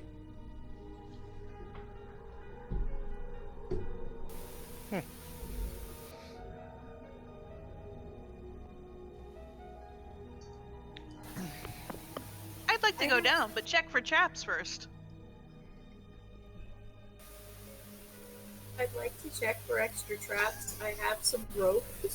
Okay. So I'm going to secure the rope, lower myself down, and check for more traps and to see what killed these people. If they landed on spikes, if they landed on spiders, whatever it was. Okay. Well, the egg would have been destroyed if there were spikes down there, wouldn't it? Landed on a bunch of bodies. Okay. So Leah, I will say, roll me another investigation check as you tie off this rope, start to climb down, and as you're climbing down, you're kind of inspecting, the walls, and as you get down into the pit, exactly what you see. 15. Okay. On your way down, nothing that seems to be a trap in any way that you can find. You get down and you slowly, before you actually hit the bottom, you're looking for any signs of like spikes or anything that could be dangerous before getting down. And you can just make out underneath this pile of this maybe half a dozen skeletons. There's not many. There's just like about half a dozen skeletons. It just seems to be just earth on the ground. There's no rocks. There's no spikes. Nothing dangerous that you can see. And you get down to the bottom, and the only thing I guess you would maybe consider dangerous is that as you step down, the only thing you can stand on are these, some of the skeletons. And as you stand on it, you can hear the bones kind of break. And you're just like, oh, I hope none of those bone shards go through my boots or anything. But outside of that, there's nothing else dangerous you can see. If you want to see what actually killed these people, that would be a different kind of check. That would be a medicine check. Do you want to do that? I'm going to yell up to everybody that I want to look around a little bit. I think I see something, but I'm really going to start ruffling through their pants. Okay, fair enough. All right, so I'm going to say first, make a deception check for me.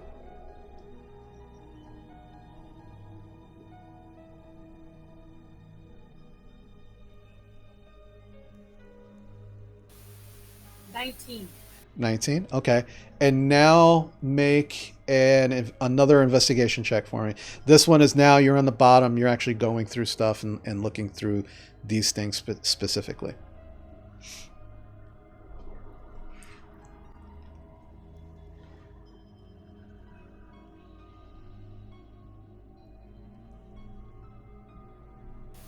$14. 14. Okay. You start to kind of look around, and the rest of you who are looking down, you can see like Leah very, very carefully just kind of like moving things over. It looks like she's very carefully trying to make her way through these bodies and checking, almost as if she's almost afraid that she's gonna get hurt by something. Or possibly, like she's just being cautious, taking her time, being very thorough, making sure it's safe for everybody else. But in actuality, Leah, you are now picking through what looks like just torn remnants of clothing. Some of the skeletons actually are still wearing like these torn rags and remnants of clothing. You can see further underneath, like the skeletons that are underneath everything. The bones are almost bleached white. But the two topmost skeletons, there are still remnants of flesh on there. The smell down here is not terrible, but there is a smell and odor of rot and kind of almost citrus. It's very, very weird. But you can see that two of the skeletons, one is wearing a backpack that seems like it's made out of leather. It seems like there's holes in it. It's torn, it's worn. And the other one is wearing a satchel. Also similarly like torn up, but they are closed and they are also still kind of bulging. Do you I'm want gonna to? grab the satchel, Mm-hmm. put it on, and try to make it look like it was there. And I'm gonna call up to see if they want to try to pull up the egg. Okay. Make a sleight of hand check for me, Leah.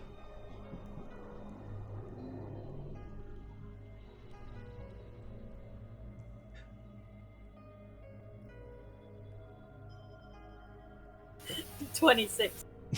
Okay. Nobody notices as you put the satchel on very, very carefully and blend it in with the satchel that you already have, making it look like maybe it was always part of it, like that was part of your set. So what do you want to do next? I'm gonna tell them there's a guy down here with a backpack. Maybe we can fashion the backpack into a little harness to pull up the egg.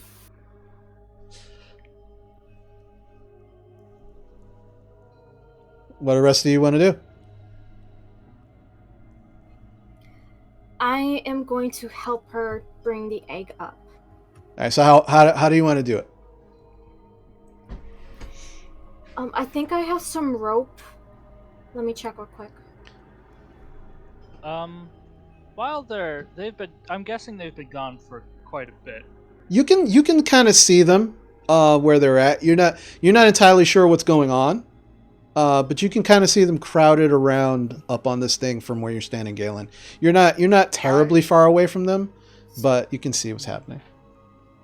So I'm gonna check around my surroundings. Sorry, Al. Yeah, just roll a So perception I check, have- Galen. I have 50 feet of rope, and I call down to Leah, tie this around the egg, and I'll try to pull it up. Okay. I'll try to help her with the rope, lifting it up. Okay. It's heavy. All right. So Leah, as she throws the rope down to you, and you start kind of like trying to fashion a way for this rope to fit around snugly around the egg. I want you to make a dexterity check for me to see how well you can actually do this. Jarina? Can I ask Wall? Hold on. Jarina? I just wanted to know, what is Hope doing right now? I don't know. What is Hope doing? I'm just kind of watching everybody and just, seeing if I'm needed anywhere. Okay. I'm kind of just gonna stand by her and kind of just stick closely to her. Okay. No problem. Rowan? Can I ask Squall a question? Sure. Can't you just float down there and carry the egg back up?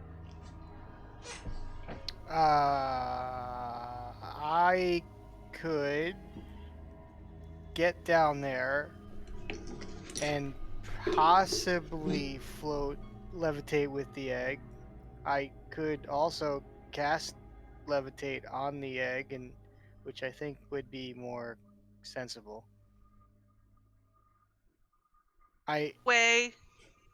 Which way would be safer? I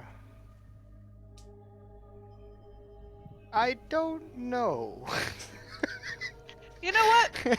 I like what the girls are doing. Why don't we just let them do what they're doing? That's why I was on board with it. Okay. All right. All right. So Leah, what did you get on your dexterity check? 13. 13. Okay.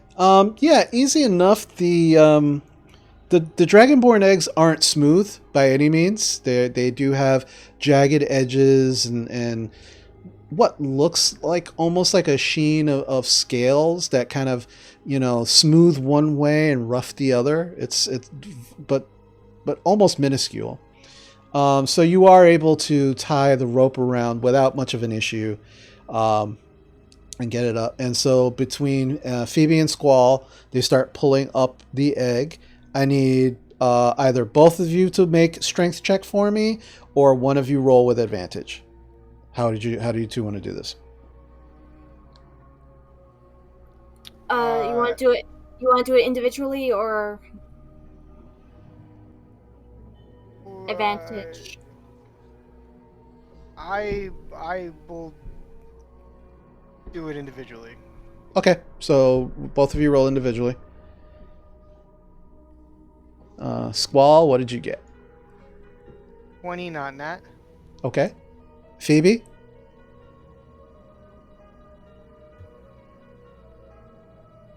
17. Okay, yeah, between the two of you, no issues, you know. Egg is definitely heavy, but both of you are able to, you know, very deftly be able to pull the egg up without any problems, without it hitting or smacking against any of the side of the walls.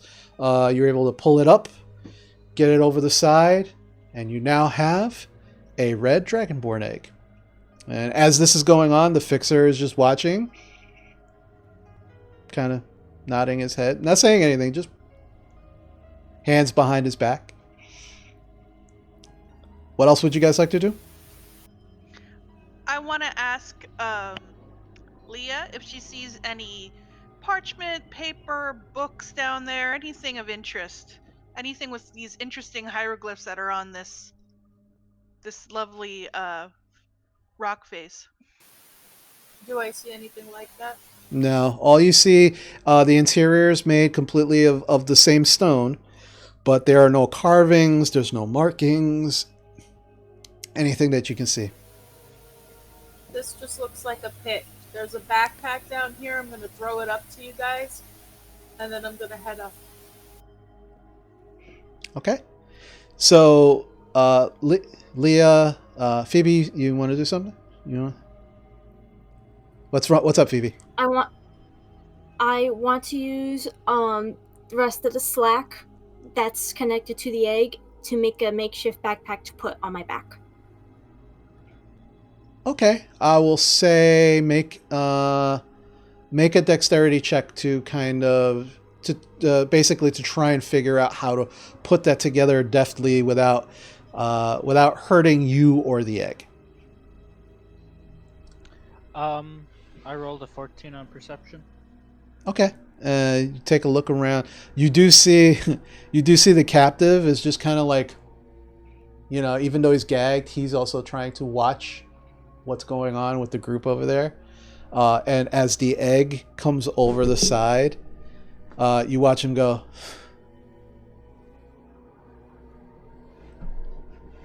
Seems like it's not your day. And he's just kind of. Okay, Phoebe, what'd you get? 22. 22. Yeah, you're able to. It's a little awkward because, you know, it is just rope. But you are able to kind of fashion a weird, like, over the shoulder, across your chest kind of harness that puts the egg almost on your side. And it is a large egg. It is almost anywhere. It's about 2.5 to 3 feet, you know, tall. And so it's a little awkward, but you gather moving slowly, there shouldn't be a problem. And so yeah, so that's that. Leah, you are able to throw the backpack up without much of an issue. While it does look somewhat full, it's not heavy at all. It's actually very, very light. And as she throws up the backpack to all of you, you can now see it's really like, it's not torn to pieces per se, but it is just like, it is on its last legs. Like, you know, not much longer before you can no longer call this a backpack and just call it scraps of leather. But it is still holding something in it, and there is still somewhat the remains of a flap over it, keeping it closed. Leah makes her way out of the pit, and you are now all standing around the pit. What would you guys like to do? I want to look at the backpack. Okay. I'm gonna dump it out. All right. Jarina? What? I want to step forward and see if anybody needs help with anything. Okay. Anybody? Bueller? What was that? I'm sorry. Does don't anybody need need help. help with anything? Why don't you help us go through this backpack? You may be able to identify things we don't know. Oh, yeah, I could do that. Okay. So I heard someone was looking through the backpack. I heard somebody was dumping the backpack. What's actually happening with this backpack? Let's dump it and then everybody can bark. Okay. So you open up the backpack. Leah, you're opening it up? Yes. Okay, so you open up the backpack, and as you open up the backpack, and you lift the flap up, you literally, as you open the flap up, it almost falls apart in your hand. Like, it just kind of, not disintegrates, but the stitching that was holding it together just comes undone almost instantly, and just fall. And as you do that, a number of items just spill out onto the ground in front of you. First thing you see is what looks like it's an odd looking hat. It looks like it was stitched together by with different color fabrics. And it comes to a point and has a very like frayed looking brim. The odd thing about it, besides looking like it was like half-assedly made and put together, is that it looks brand new. It looks like it was made maybe yesterday. It's the witch hat. The Cursed witch hat. and the colors on it, like the patches that is sewn together to make this kind of pointy hat, is like, it's like a dark blue, a black, bright red. There is a dark green patch on it, and it's just, it looks like it was just made from different swatches of fabric. The other thing one of the other things that comes out is this long coiled rope, bright red. The rope itself is bright red. Like, it's rope, but it's beautifully made rope. Like, oh my god, this is like fancy rope. Like, it's just weird. But it's like, it looks like it's about 50 feet of this very fancy looking red rope. Jarina? Have I ever seen any like hat or rope like this before? I would say, given your history, I would say no. Got it. I would say no. The other thing that falls out, the last thing that falls out, is what looks like a somewhat well-made leather satchel, not even a satchel, almost like a pouch. It seems like it's as aged as the backpack that it was in, but it's not falling apart like the backpack was. And it seems like that the pouch itself contains something in it. Jarina? I want to look into that pouch. Okay. You go and you grab the pouch, and as you open up the pouch, you can hear clinking in the pouch before you even open it. And as you open it up, there are these two small vials inside with this red liquid that is just kind of sloshing around inside. And the vials are capped with corks.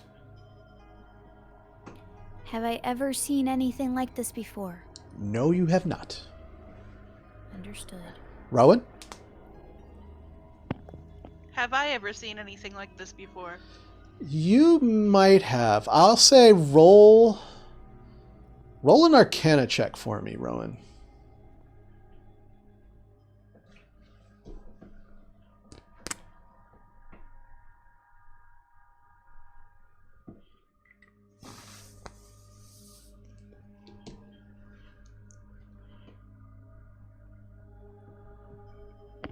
$12. 12.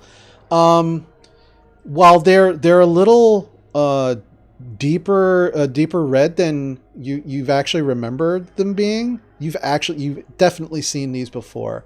These are healing potions. Just regular healing potions. Hey guys, I think these are healing potions.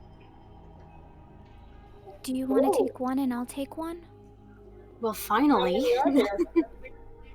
2. I think the warriors should each have one in case we can't get to them. I hand Like, one to Hope. You know what? You hang on to this. And if I need it, like if I'm down, then you know. Yeah, I wanted to thank you for earlier, by the way. You're welcome. Okay. And that was all that was in the backpack, that everything that dropped out. Can I dibs on the pouch? I could always use a pouch. Leah, do you want the vial that Hope didn't take? Oh, sure. I handed Is that one back to Jarina. Is that okay with everyone? I handed that one back to Jarina. So there's still 2. So 1 to Leah, and then Squall, you said something? What was that about fighters getting one? Sounds good to me. I give the other vial to Squall. Is that okay with everyone for now? Sure. Yes, I haven't gone down yet, so I'll be alright. Okay. And who wants that hat? I don't think it was fit on my head. It's totally my style. Do you want it? If nobody else wants it. You could have it. Hat. I don't really Okay. prefer hats. I'm so pale, I need something to keep the sun out of my eyes. Is it okay if I keep the rope? Sure. Okay. Thank you. Okay. Thanks, guys. All right. Alright, let's get back to Galen and our prisoner. As you say this, the fixer goes, kind of looks at all of you, goes, yeah, let's do that. Come on. You guys make your way over to Galen. Oh shit, that's a cool fucking hat.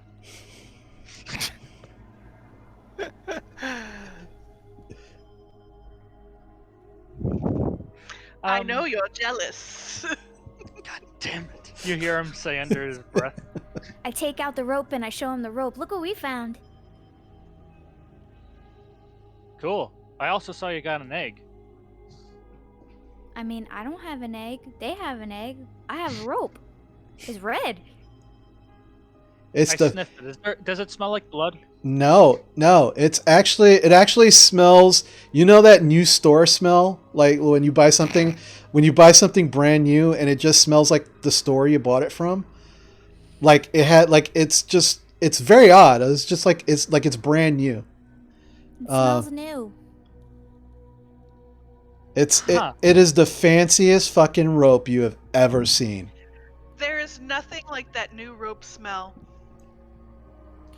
Can I tell what kind of material is it? Like silk or like hair or? Make a general intelligence check for me. Boss, and I start talking to the fixer real quick. Mind if I talk to you real quick? It'll be like less than a second or so. Yeah, sure. And you guys go off to the side. What'd you get, Jarina? 12. 12? You're not entirely sure. Like it seems to be made of regular rope material, but there seems to be maybe some silk intermixed with it and some other fabric that you're unsure of. Like it's very, very, very exquisitely made rope. Okay. All right. So Galen, you go over to the side with the fixer. He goes, yeah. So what do you want, nephew? I think I've made you. Oh, I'm off center on the. No, you're good. You're good. I go. I think I've made your job a little easier for me getting to, And he kind of looks at everybody else. He goes, "Well, we're gonna get to that." Yeah, I'll just let you know I found something that could help, so that I don't want to. All right, yeah, we'll get to that. We'll get to that. So, Okay. all right, but good for you. Good for you. And I nod, yeah, and then I get back to the. yeah, and you guys walk back. So he goes. So the fixer kind of looks around. And goes, all right. So, good deal, guys. Listen. So this jackass, and he points to the captive. He's gonna get some rest. We're gonna let him get some rest. I'm gonna put some food in him. I'm gonna put some water in him because he's got a lot of eggs. It looks like that he's got to help carry back for me, back to the town. And he kind of like noddingly kind of looks around at all of you. He goes, not bad work. So, I will say that this could have gone a hell of a lot worse.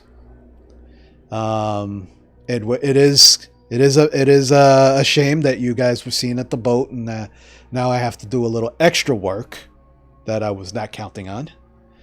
But all things considered, and you guys aren't dead. Well, most of you are not dead. Not bad at all. So, because you held up your end of the bargain, it's now my turn to hold up my end. And he reaches into the pouch, and slowly he goes up to each one of you, and he hands you a piece of parchment with just simple twine tied around that. And he gives one to each of you, except for Galen. Galen, he hands you a piece of parchment with some rope tied around it, rolled up. But he also hands you what looks like a very, very, very small scroll case. Very fancy looking. It's wrapped in leather. It's got gold and silver embroidery around it. Very, very fancy looking. And he hands it to you. And he goes, "Don't open this one. Open this one." And he points to the parchment with the simple rope on it. It'll explain everything. Right? So I give him a thumbs up. Yeah. So I'm gonna send you guys that information. So don't worry about it for right now, but I will send you each of that information, so you'll have it for next game. And then he goes, and in addition, because you guys did take care of the problem, as requested by one of the scars from Xarzith Kitril. He reaches into the pouch again. He goes, "Here," and as he pulls it out, is a large satchel that's just jingling. And he goes, "This is what I'm gonna do. I'm gonna put this in the ground in the middle of all of you, because I don't know who I should be handing this to. This is the money that you was promised for solving this case. There's 500 gold in here." And he puts it down on the ground. Now, if you guys decide to kill each other over this, it's not my concern. I'm just delivering what was promised to you. You was also promised 50 gold for each egg found. He takes out another pouch, and this time it's empty, and you see him start counting money out. It's an extra 200 gold. Puts it down on the ground. Now, my advice, considering what this moron has told us,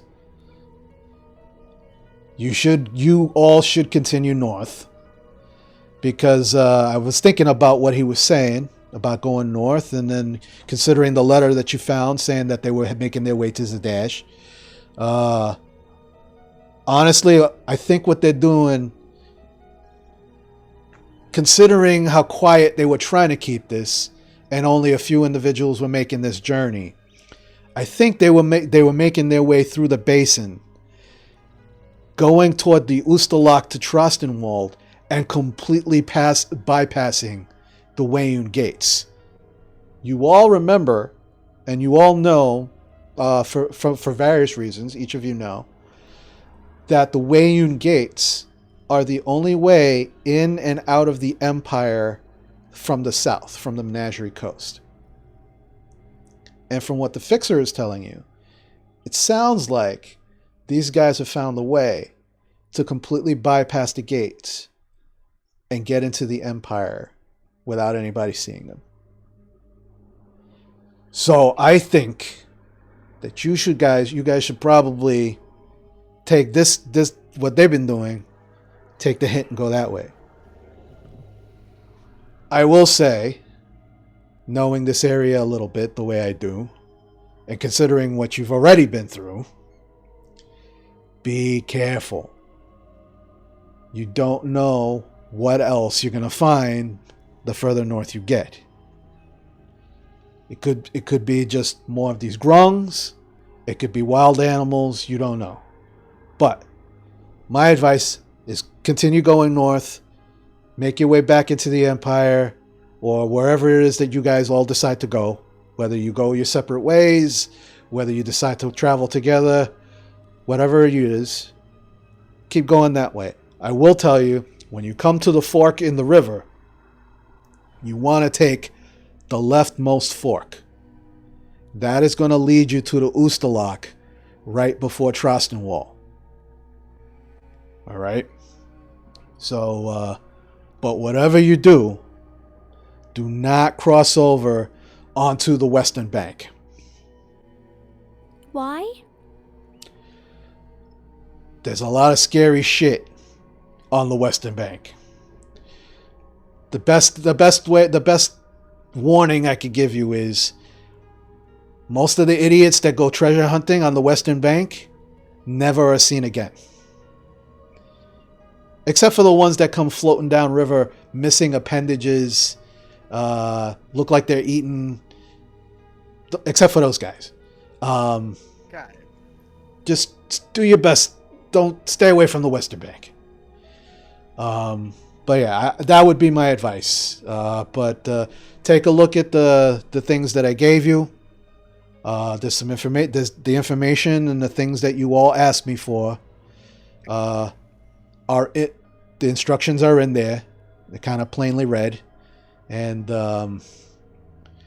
make your decisions to go from there honestly. And once again, he kind of looks around with almost like an approving look and approving nod. You guys kind of make a good team, considering you guys didn't know each other from Adam, almost a week ago. So, maybe at least until you get out of the basin, you might want to consider sticking together. Probably in your best interest. Yeah, I think all of us sticking together is a good idea. It's a lot safer. All right. Well, you guys just woke up. You got some traveling that you got to do for the day. I'm gonna stay here. Little elf girl, you can leave the egg with me. Our friend here is gonna get some rest because he's gonna need to be carrying 2 eggs, and I only just got here maybe about half an hour ago, so I'm probably gonna take a little nap. But All right then. all right. And I gently put the egg down. So, it's been a pleasure. If you do decide to make your way back to Xarzith Kitril, 2 things. 1, I'd wait about a month or 2 before you come back. And second thing, if you need me again for whatever reason, you know where you can possibly find me. I really wanted to go on that floating landmass. Yeah, well, You're gonna have to give it some time there. So, I'm gonna go lay my head down for a little bit. Just keep them tied up. I'll take care of them later.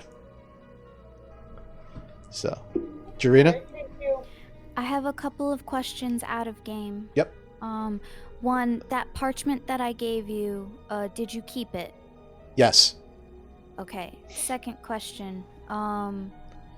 Actually, I prefer asking this privately Yeah, that's fine. for story. All right.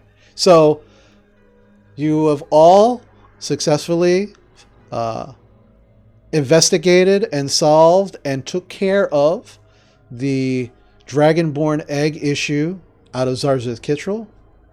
You have been paid for that service in a number of different ways. All the individual reasons that brought you to the fixer to begin with will all be answered when you open your parchments and read them.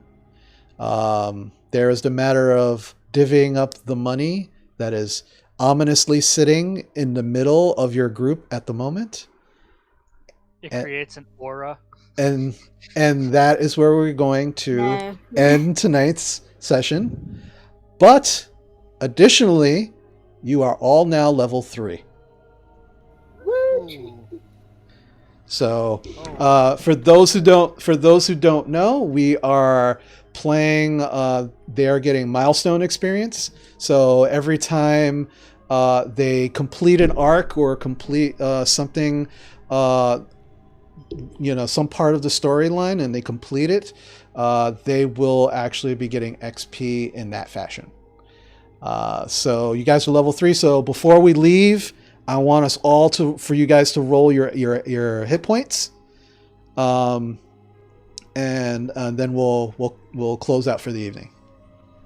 All right. So remember, for if you don't remember, your hit points, your hit die is what die you will be rolling for your character. You only have to roll once, and you will add that to your character sheet on D&D Beyond, and any adjustments will be made automatically, which is one of the things I love about D&D Beyond, is they take care of all of, well, not all, but most of the crazy math you have to do. So we'll start with Jarina. And remember, you get to reroll once. Alright, so it's a D8 for me. Mm-hmm. Sorry, I actually have to use physical die. Yeah, no, that's fine. However you want to do it. I kind of shortchanged myself last level, but Hey, sometimes you get great rolls, sometimes you get crappy ones. I rolled a 7. Oh, not bad. Nice. Rowan? So I just add that to my rolled HP, correct? Yes. Rowan, what'd you go? Where do I find what dice I roll? Okay, so on your character sheet, where it says hit die,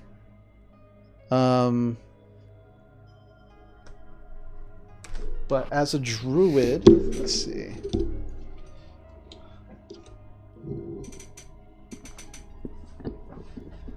Yeah, I get to pull out the old PHB, Player's Handbook. All right, so as a druid, your hit die is a D8. So you get to roll a D8.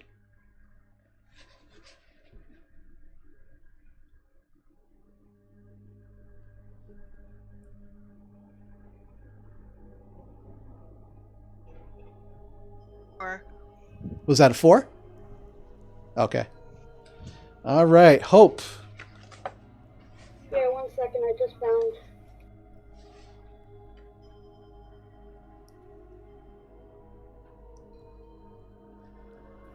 Nine. Nice. Squall.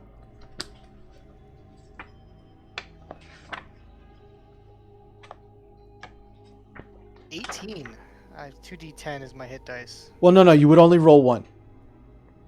Really? Yeah, the when you see the 2 next to the hit die, what that means is when you take a short rest, that is the amount of die you have available to roll.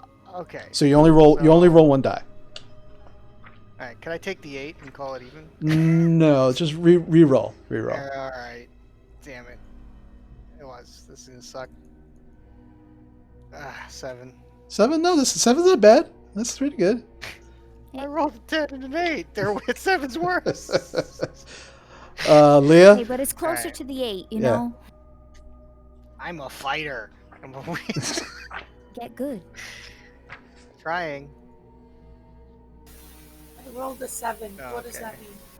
Oh no, that's good. That's how many hit points you get. You rolled a D8, right? Yeah.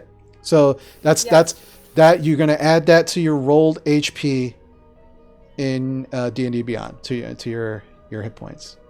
Phoebe, what'd you get?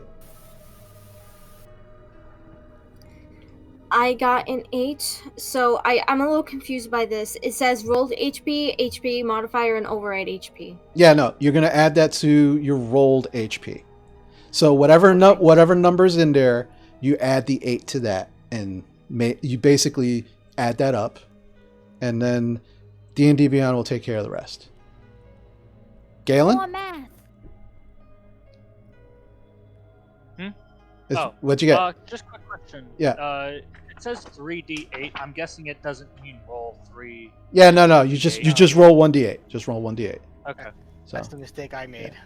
And I will say that you guys should be writing down your hit points as well, what you've rolled for your hit points as well, just in case, because even though D&D Beyond is great, just in case something happens and your hit points get screwed up on your sheet for whatever reason, you have the number already written down somewhere, and you don't have to worry about what was my hit points, what did I roll, that kind of thing. Galen, what'd you get?